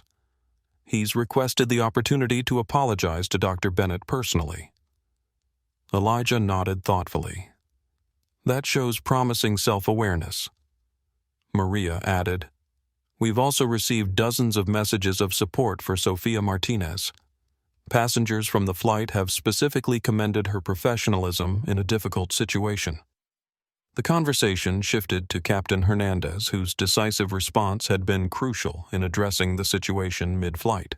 His report had been comprehensive and unequivocal, detailing not only what he had personally observed, but also the accounts gathered from passengers.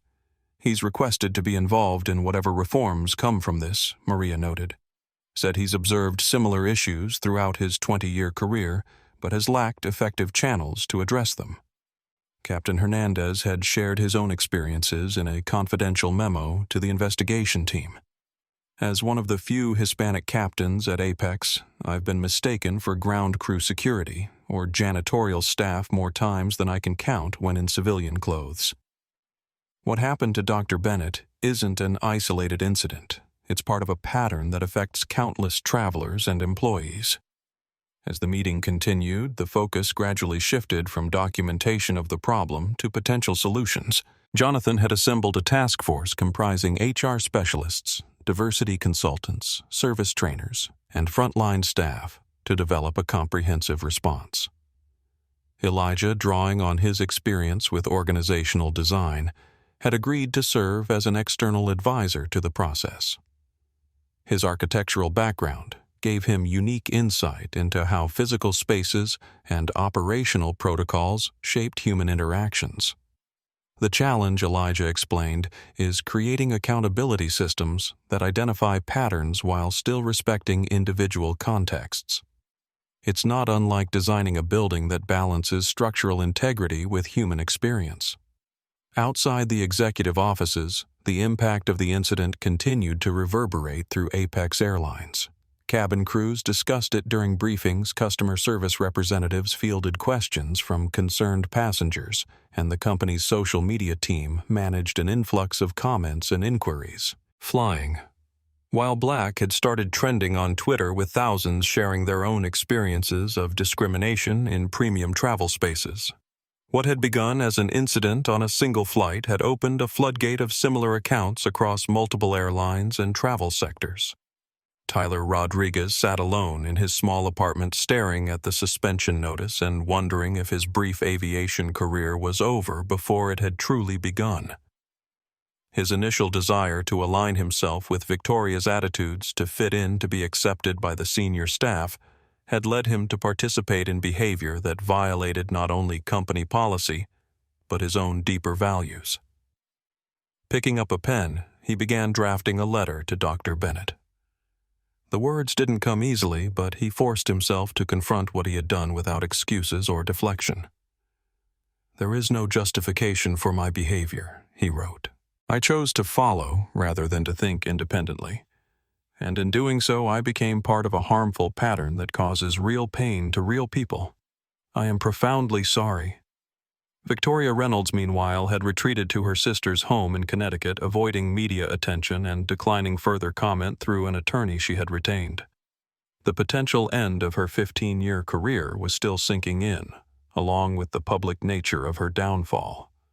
"They're making an example of me," she insisted to her sister. "This isn't about what happened.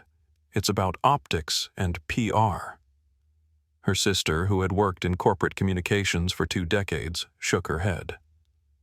"Victoria, I've seen the video. This isn't about optics. It's about actions that crossed a line.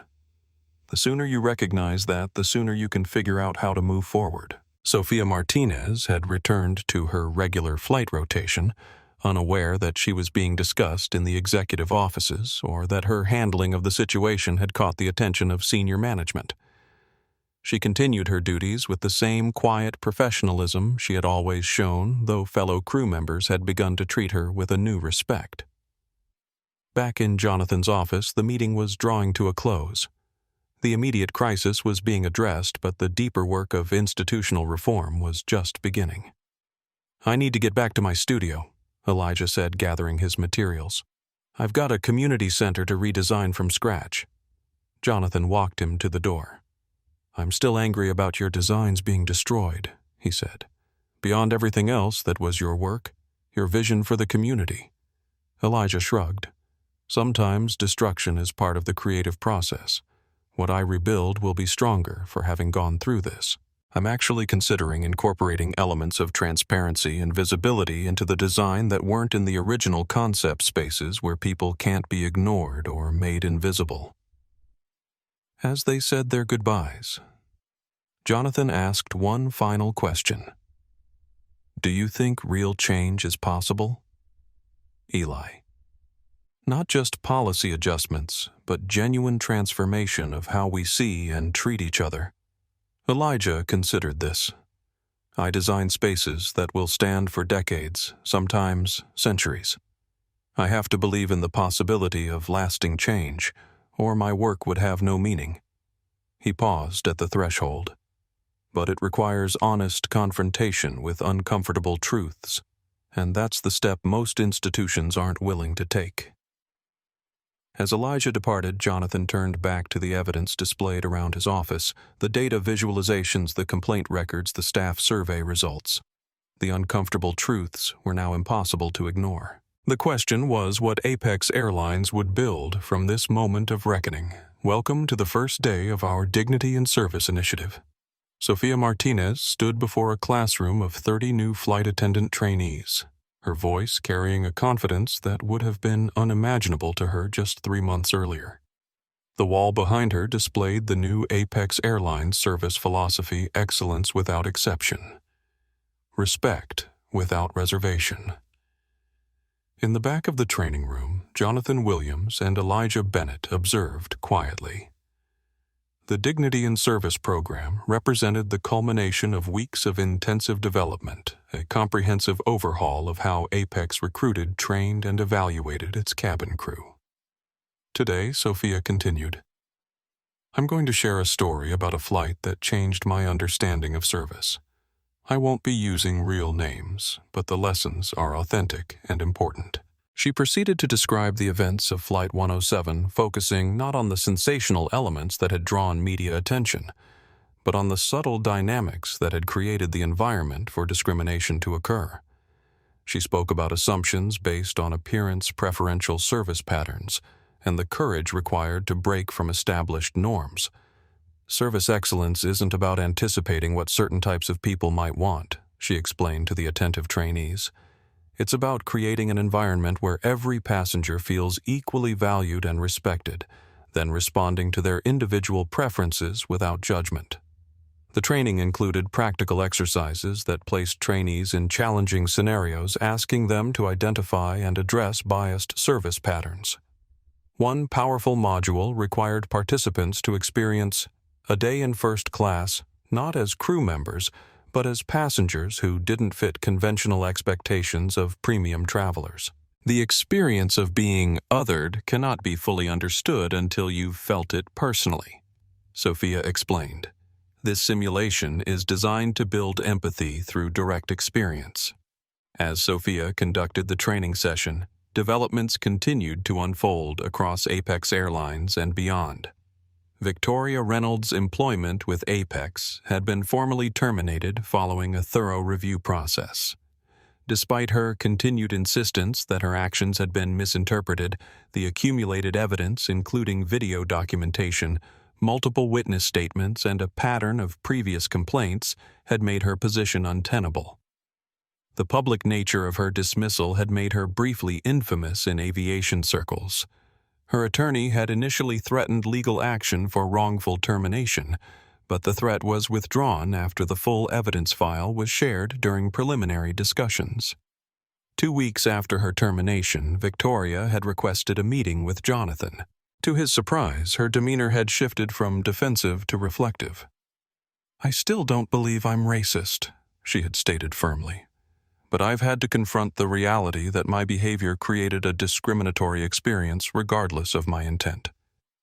That's been difficult to accept. It wasn't a complete acknowledgement, but it represented the beginning of a personal reckoning."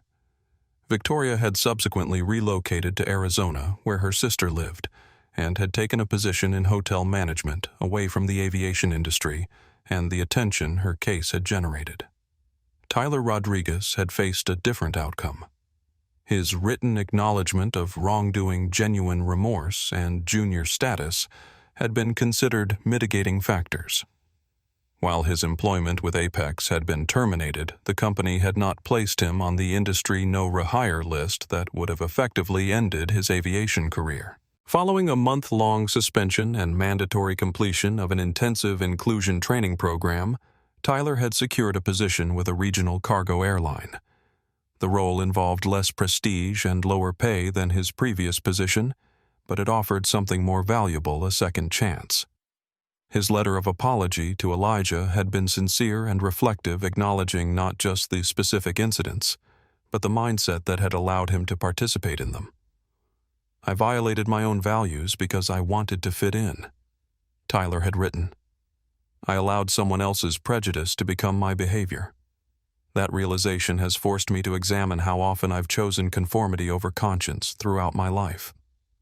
Captain Miguel Hernandez had been appointed to the newly created position of Service Culture Advisor, working directly with flight crews to bridge the gap between operational excellence and inclusive service standards.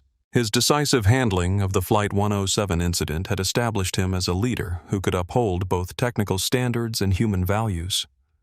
"For too long, we've separated soft skills from technical skills in aviation," Captain Hernandez explained in his first department-wide address. "But treating all passengers with equal respect and dignity isn't a soft skill. It's fundamental to our professional responsibility." For Sophia Martinez, the aftermath of the incident had been transformative. Recognized for her integrity under pressure, she had been promoted not just one level, but several, bypassing the traditional seniority progression to become a lead trainer in the new Dignity in Service program. Her lived experience as a Hispanic woman in a predominantly white industry informed her approach to training, helping her connect authentically with diverse recruits. "What made you brave enough to help me when others wouldn't?" Elijah had asked her during a coffee meeting to discuss the training curriculum. Sophia had considered the question carefully. "My grandmother cleaned hotel rooms for 40 years, she finally answered. "She told me stories about being invisible, how the wealthy guests would talk about her as if she wasn't in the room, making assumptions about her intelligence, her status, her worth. I promised myself I would never make anyone else feel that way." At the corporate level, Jonathan had implemented structural changes that went beyond symbolic gestures. Apex Airlines had completely redesigned its customer feedback system, implementing sophisticated analytics to identify patterns of differential treatment that might otherwise remain hidden in individual complaint reports. Service excellence metrics had been recalibrated to emphasize consistency across all passenger demographics, rather than focusing primarily on premium cabin satisfaction. Perhaps most significantly, Apex had established a transparent reporting platform where passengers could document their service experiences with aggregated data made publicly available on a quarterly basis. This unprecedented level of accountability had initially concerned some executives who feared negative publicity, but Jonathan had been adamant. Transparency creates trust, he had argued in the decisive board meeting, and trust builds loyalty more effectively than any marketing campaign ever could. The aviation industry had taken notice. Competing airlines observed Apex's transformation with a mixture of skepticism and concern. When Apex's customer satisfaction metrics showed improvement across all demographic categories alongside increased bookings in premium cabins, other carriers began to quietly examine their own service patterns and accountability systems. Lucia Fernandez's initial article had evolved into a series exploring broader patterns of discrimination in premium service environments across multiple industries. Her thoughtful, evidence-based reporting had earned her a journalism award and established her as a respected voice on issues of corporate accountability and inclusion. Back in the training room, Sophia was concluding the session with a powerful message. The measure of our service isn't how we treat passengers who match our expectations of what a premium traveler should look like, she told the trainees. It's how we respond when our assumptions are challenged, when the person in 1A doesn't fit the profile we've been conditioned to expect. As the session ended and the trainees filed out, Jonathan approached Sophia. "That was excellent," he said. "You have a natural talent for translating complex issues into practical guidance." Sophia smiled, still slightly awed to be receiving direct feedback from the CEO. "Thank you, sir. It helps that I experienced it firsthand." "That's precisely why you're so effective in this role," Jonathan replied. Lived experience combined with professional insight. Elijah joined them, adding his own appreciation. "You're building something important here, Sophia.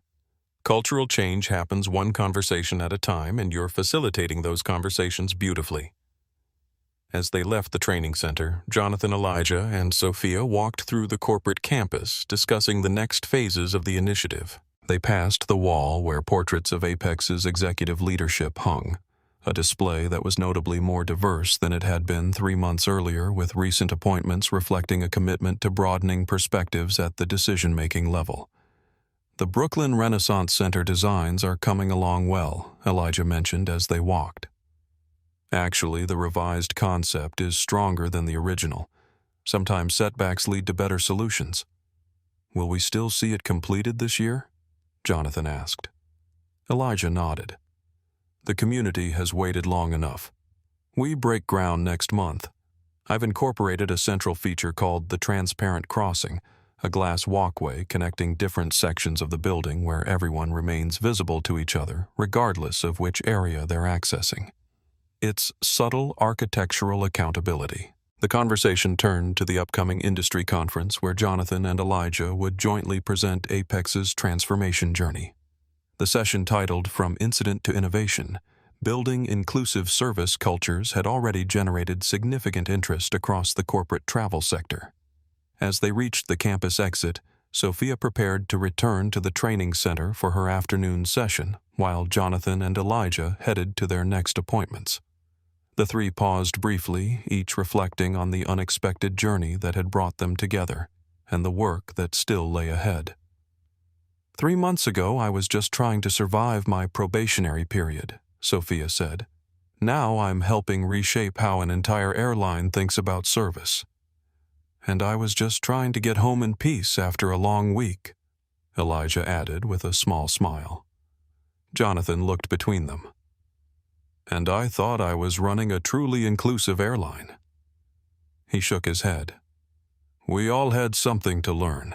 As they parted ways, the transformation they had initiated continued to unfold, not as a single dramatic moment, but as a continuous process of examination, adjustment, and growth. What had begun with a flight attendant's dismissive glance at a passenger in an orange hoodie had evolved into something much more significant, a reimagining of what excellence and equity could look like at 35,000 feet and beyond.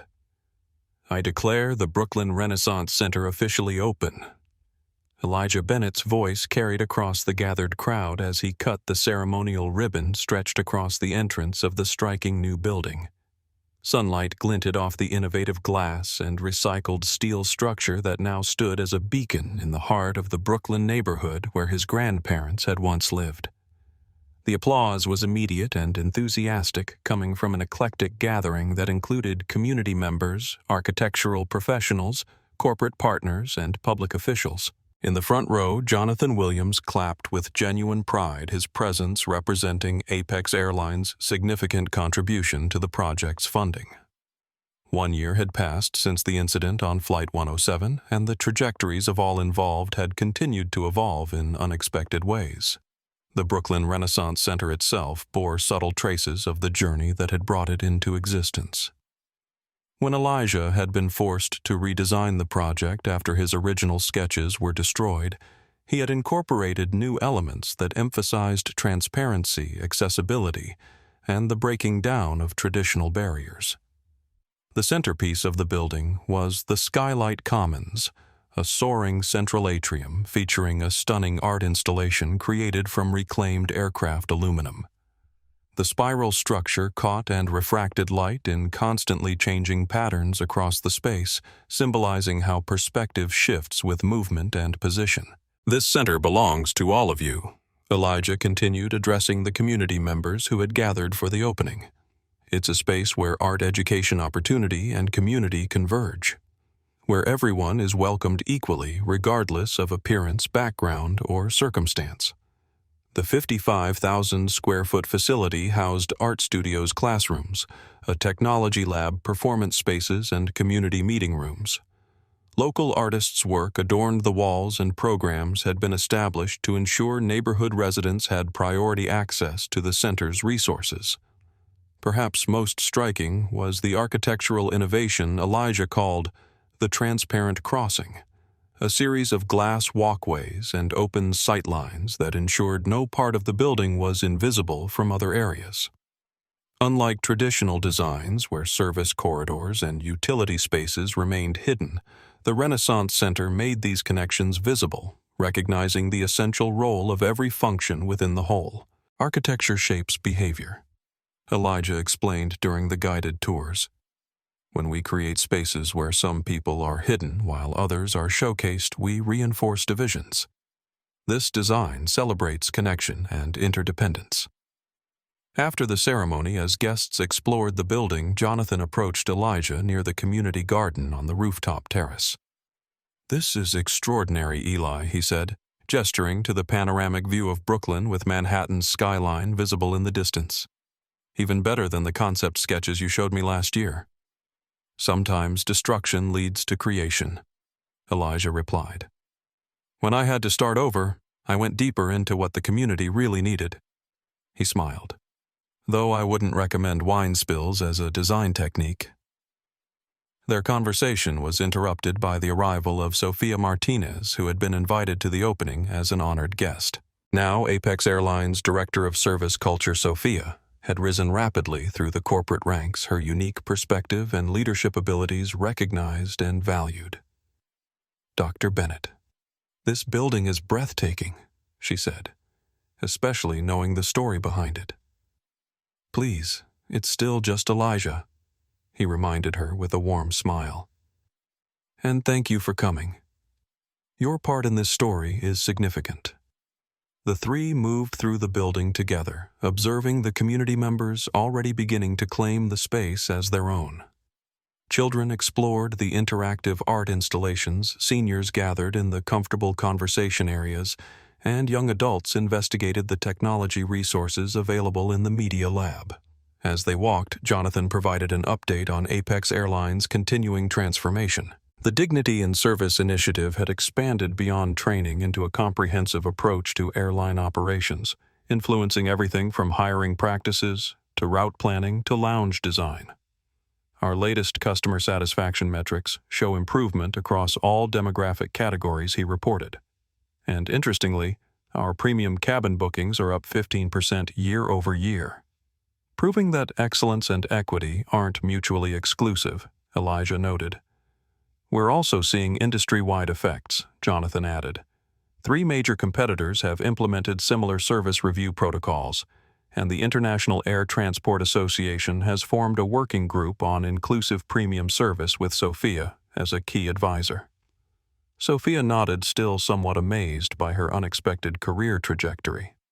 The most meaningful change I've seen is in the everyday interaction, she said. The way our crew members now approach each passenger with genuine curiosity rather than assumptions. It's subtle but profound. As they continued their tour, they encountered a familiar face. Tyler Rodriguez was volunteering at the center's Aviation Career Information booth, part of a community service commitment he had made following the incident. The past year had been transformative for him as well. After 6 months with the regional cargo airline, Tyler had been offered a position with a commercial carrier that had been impressed by his openness about his past mistake and his demonstrated commitment to growth.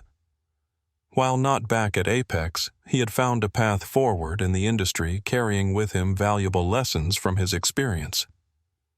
Mr. Rodriguez Elijah greeted him. "Thank you for supporting the center today." Tyler stood a bit straighter, his expression reflecting both respect and lingering remorse. "Dr. Bennett, it's an honor to be included." He gestured to the career materials on display. "We've had great interest from the high school students. Several signed up for the mentorship program. Their exchange was brief but significant, not a complete erasure of past events, but an acknowledgement of growth and the possibility of redemption through meaningful action rather than mere apology." As Elijah turned to leave, Tyler spoke again. "Dr. Bennett, one more thing. I've been meaning to tell you. Your words that day changed everything for me. My words."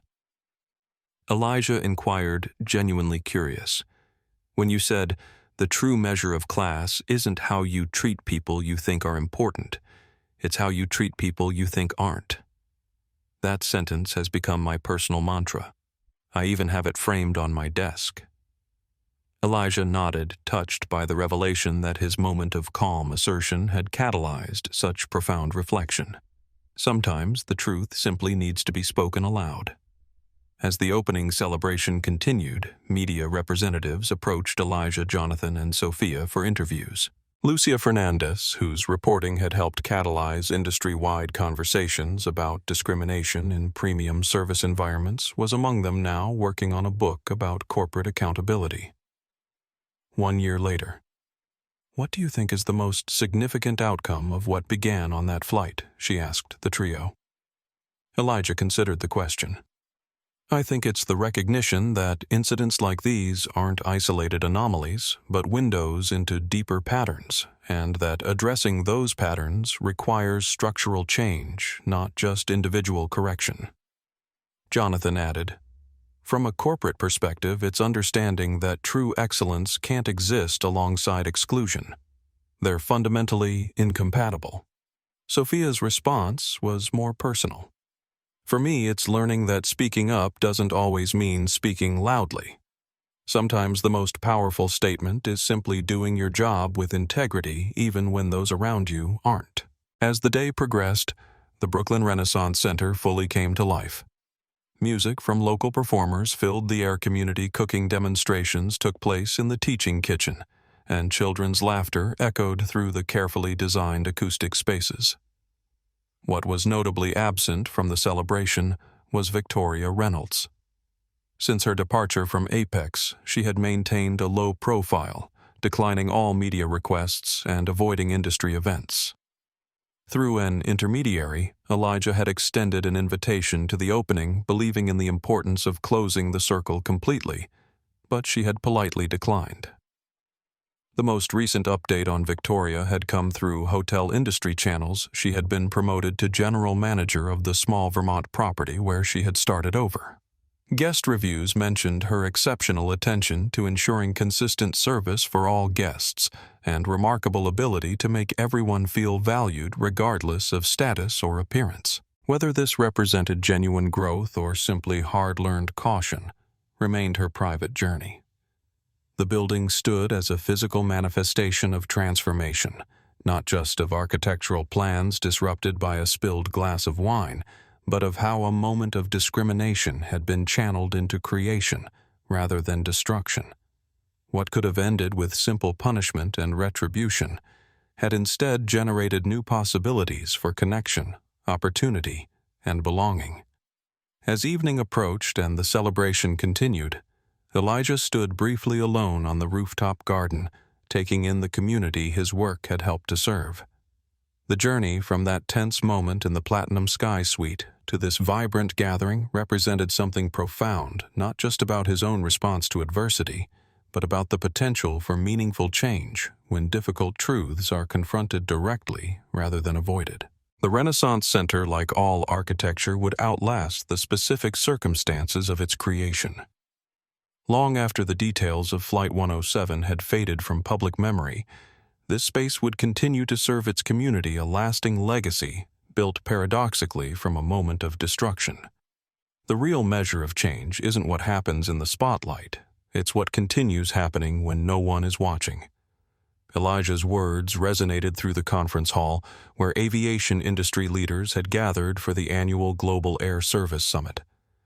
18 months after the incident on Flight 107, he and Jonathan stood side by side on stage, presenting the final results of Apex Airlines' Service Transformation Initiative. The data displayed behind them told a compelling story. Customer satisfaction metrics showed sustained improvement across all passenger demographics. Employee retention had increased by 22%. Apex had risen from 4th to 1st in industry rankings for premium cabin experience. But the most significant numbers weren't about profit margins or satisfaction scores. They were about human experiences. Reports of discriminatory treatment had decreased by 76% across all cabin classes. Anonymous staff surveys showed that 84% of crew members now felt empowered to address problematic behavior when they observed it. When we began this journey, Jonathan explained to the audience of executives, we thought we were addressing an isolated incident. What we discovered was a broader pattern that required fundamental reassessment of how we define and deliver service excellence. In the 18 months since the flight from London to New York, the ripple effects had continued to spread outward, touching not just Apex Airlines but the broader aviation industry and beyond. The Dignity in Service initiative, originally developed as an internal training program, had evolved into a comprehensive approach to service culture that was now being licensed to other companies across various industries. Hotels, cruise lines, and luxury retailers had begun implementing adapted versions of the program, recognizing that excellence and inclusivity were inextricably linked. Sophia Martinez, who had spearheaded the initiative's development, had become a sought-after speaker and consultant while maintaining her leadership role at Apex. Her journey from junior flight attendant to corporate director in less than 2 years represented a remarkable trajectory, one made possible by the intersection of opportunity preparation and courage. The program succeeds because it focuses on observable behaviors rather than attempting to police thoughts or attitudes, Sophia explained during the panel discussion following the presentation. We train our staff to recognize that service quality should be consistent regardless of a passenger's appearance, accent, or conformity to traditional expectations of status. In the audience industry, leaders listened attentively. What had initially been viewed by some as a public relations response to a potentially damaging incident had proven to be something more substantial, a genuine transformation with measurable business benefits. After the formal presentation concluded, Elijah and Jonathan continued the conversation with interested executives in a more intimate setting. The questions had evolved from initial skepticism about political correctness to pragmatic inquiries about implementation and results. The key insight Elijah explained to a group of airline CEOs was recognizing that this wasn't about creating special treatment for certain passengers. It was about ensuring consistent excellence for all passengers, removing the unconscious filters that lead to variable service quality. Jonathan added, "We discovered that many of our highest value customers don't conform to traditional expectations of how premium travelers should look or behave. By training our staff to focus on actual preferences rather than assumed ones, we've improved service for everyone." As the industry gathering continued, other lasting impacts of the Flight 107 incident were evident in less visible but equally significant ways. A young black high school student named Marcus Johnson from the Brooklyn neighborhood had been inspired by Elijah's story and the Renaissance Center to pursue architecture. His application essay to Cornell's architecture program had centered on how spaces can either reinforce or challenge our assumptions about who belongs. He was now in his first semester, supported by a scholarship established by Elijah's firm for underrepresented students in design fields. Captain Miguel Hernandez had established a mentorship program connecting experienced pilots and crew members with young people from underrepresented communities interested in aviation careers. The program, initially launched at the Brooklyn Renaissance Center, had expanded to 5 additional cities and had already helped dozens of students navigate pathways into the industry. Tyler Rodriguez, continuing his personal redemption journey, had become an advocate for accountability and second chances within aviation. His willingness to speak openly about his mistakes and subsequent growth had made him an effective voice in training contexts, particularly with new hires who benefited from hearing firsthand about the consequences of unchecked bias. Victoria Reynolds remained the cautionary element of the story. After leaving Arizona, she had struggled to rebuild her career, finding that her name had become associated with the incident in ways that followed her despite her attempts to distance herself from it. Eventually, she had found a position managing a small, independent hotel in rural Vermont, far from the premium service environment where she had spent most of her professional life. During a rare interview with a hospitality industry newsletter, Victoria had offered a measured reflection on her experience. "I don't believe my intentions were discriminatory, but I've had to confront the reality that impact matters more than intent. That's been a difficult but necessary lesson." Lucia Fernandez had published her book, Class in the Clouds, Power, Privilege, and Service at 35,000 Feet, which included the Flight 107 incident as a central case study. The book had sparked conversations across multiple service industries about how unconscious bias shapes customer experiences and organizational cultures. Back at the conference, as the day's sessions concluded, Elijah and Jonathan found themselves reflecting on the journey of the past 18 months. "When I called you from that flight," Elijah said as they walked toward the hotel restaurant, "I wasn't thinking about launching an industry-wide transformation. I just wanted to address what was happening in that moment." Jonathan nodded. "That's often how meaningful change begins, not with grand strategies, but with honest responses to immediate realities." They were joined for dinner by Sophia, who had been participating in a different panel focused specifically on training methodologies. The three had maintained a close professional relationship, their shared experience creating a unique bond despite their different roles and backgrounds. "The questions are evolving," Sophia observed as they discussed the day's sessions. "A year ago, everyone wanted to know how to avoid PR disasters. Now they're asking about how to build genuinely inclusive service models." "That's progress," Elijah acknowledged. "Though we shouldn't confuse interest with implementation. The real work happens in daily decisions and interactions, not conference presentations." As their conversation continued touching on both professional developments and personal updates, the deeper significance of their unlikely connection became apparent. 3 individuals from different backgrounds and positions within the power structure of air travel had been brought together by a moment of conflict and had collectively transformed it into opportunity not just for themselves but for the broader communities they served. The Brooklyn Renaissance Center continued to thrive with programs at capacity and community engagement exceeding all projections. Apex Airlines had maintained its position as an industry leader in both premium service and inclusive practices. Sophia's career trajectory had become a case study in how organizations benefit when they recognize and develop talent, regardless of traditional advancement paths. These tangible outcomes represented the visible manifestations of change, but perhaps the most significant impacts were the less measurable ones, the subtle shifts in perception, expectation, and possibility that had occurred for countless individuals touched by the ripple effects of that single flight. As the evening concluded and they prepared to return to their respective responsibilities, there was a shared recognition that their work was both significant and unfinished. Cultural transformation isn't an achievement to be completed, but an ongoing process requiring continued attention, honest assessment, and willingness to evolve.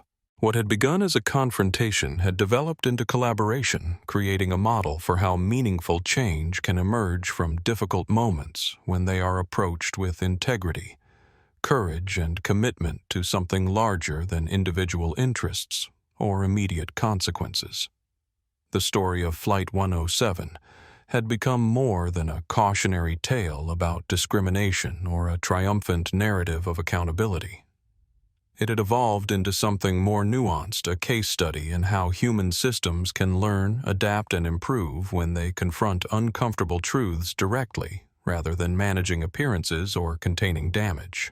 As Elijah, Jonathan, and Sophia said their goodbyes in the hotel lobby, each carrying forward different aspects of their shared experience into their continuing work, the lasting impact of their unlikely connection continued to expand outward, touching lives, shaping organizations, and creating possibilities that none of them could have anticipated when their paths first crossed at 35,000 feet.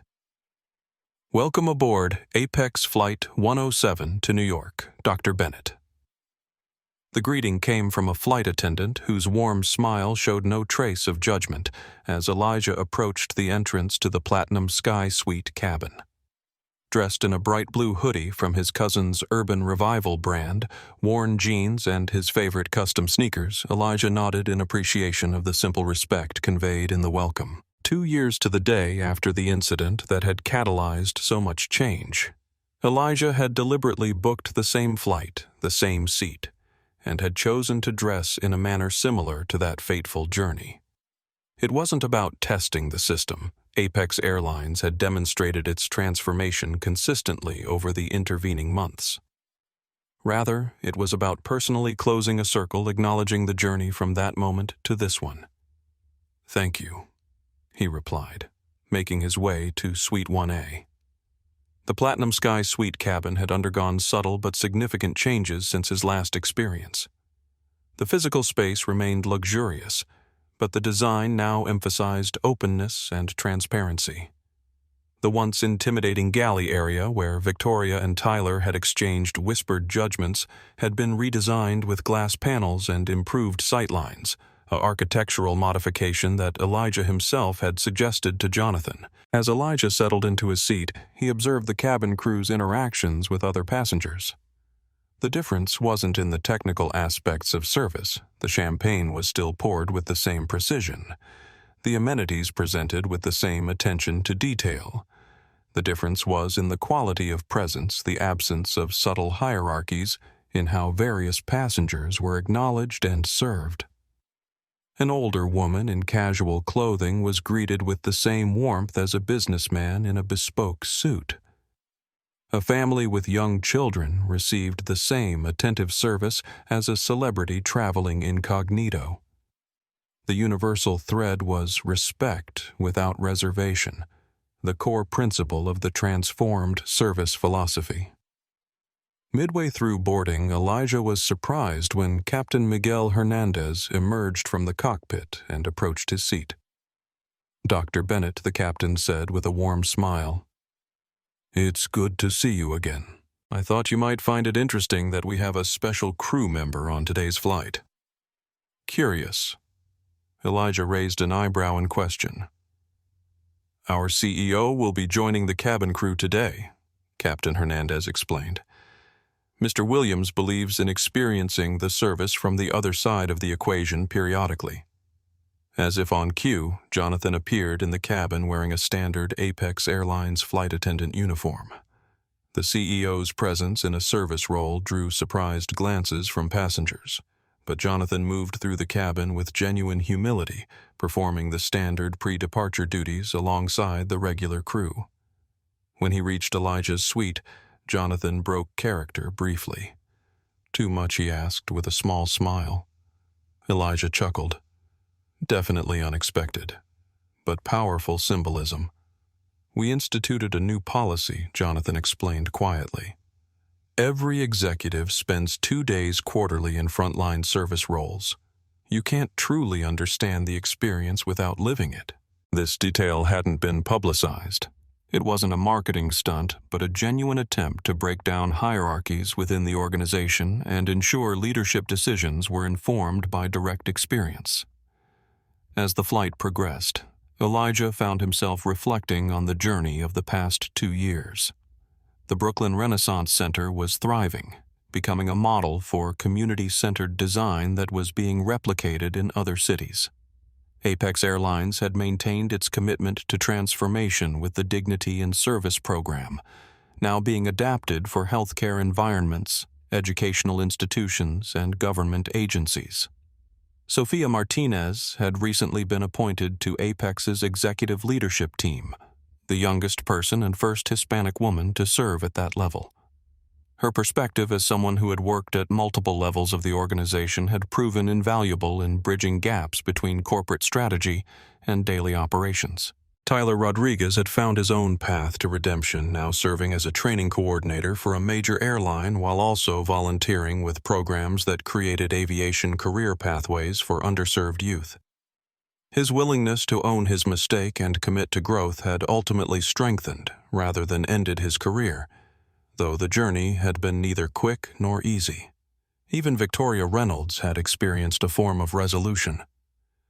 After struggling to rebuild her career in the immediate aftermath, she had eventually found unexpected purpose in a role managing a small hotel in Vermont that specifically employed and trained people recovering from addiction and incarceration. The experience of losing everything had ultimately led her to develop greater empathy for others navigating difficult transitions. Perhaps the most surprising development had come just a week earlier. A handwritten note from Victoria had arrived at Elijah's office. It was brief but significant, Dr. Bennett. After 2 years, I've finally found the courage to write this. What happened on that flight was wrong, and I was wrong, not just in my actions, but in my thinking. I've spent these years learning what you already knew, that dignity isn't earned through status or appearance. Thank you for responding to my prejudice with principle rather than vengeance. It gave me a chance to rebuild not just my career, but myself. Victoria Reynolds. Elijah had responded with a simple acknowledgement and appreciation for her reaching out. Some circles take longer to close than others. As the aircraft began its descent toward New York, Jonathan completed his service duties and took a moment to sit in the empty suite across from Elijah.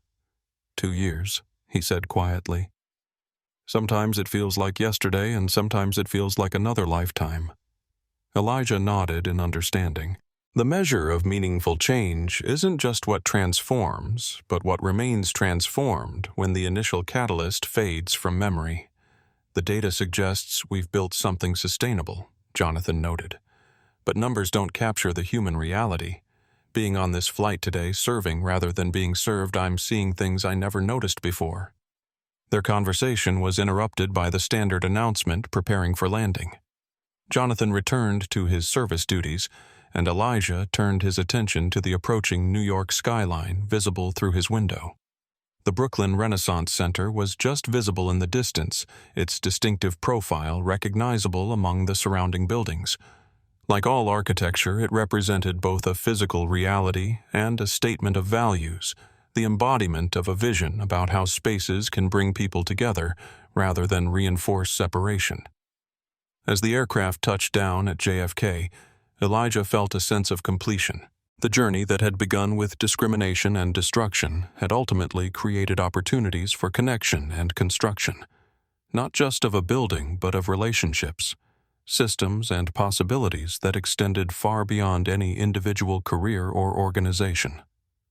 When the seatbelt sign was turned off and passengers began to gather their belongings, Jonathan made one final pass through the cabin, thanking each passenger personally. When he reached Elijah, no words were necessary, just a clasping of hands that acknowledged their shared journey and continuing commitment.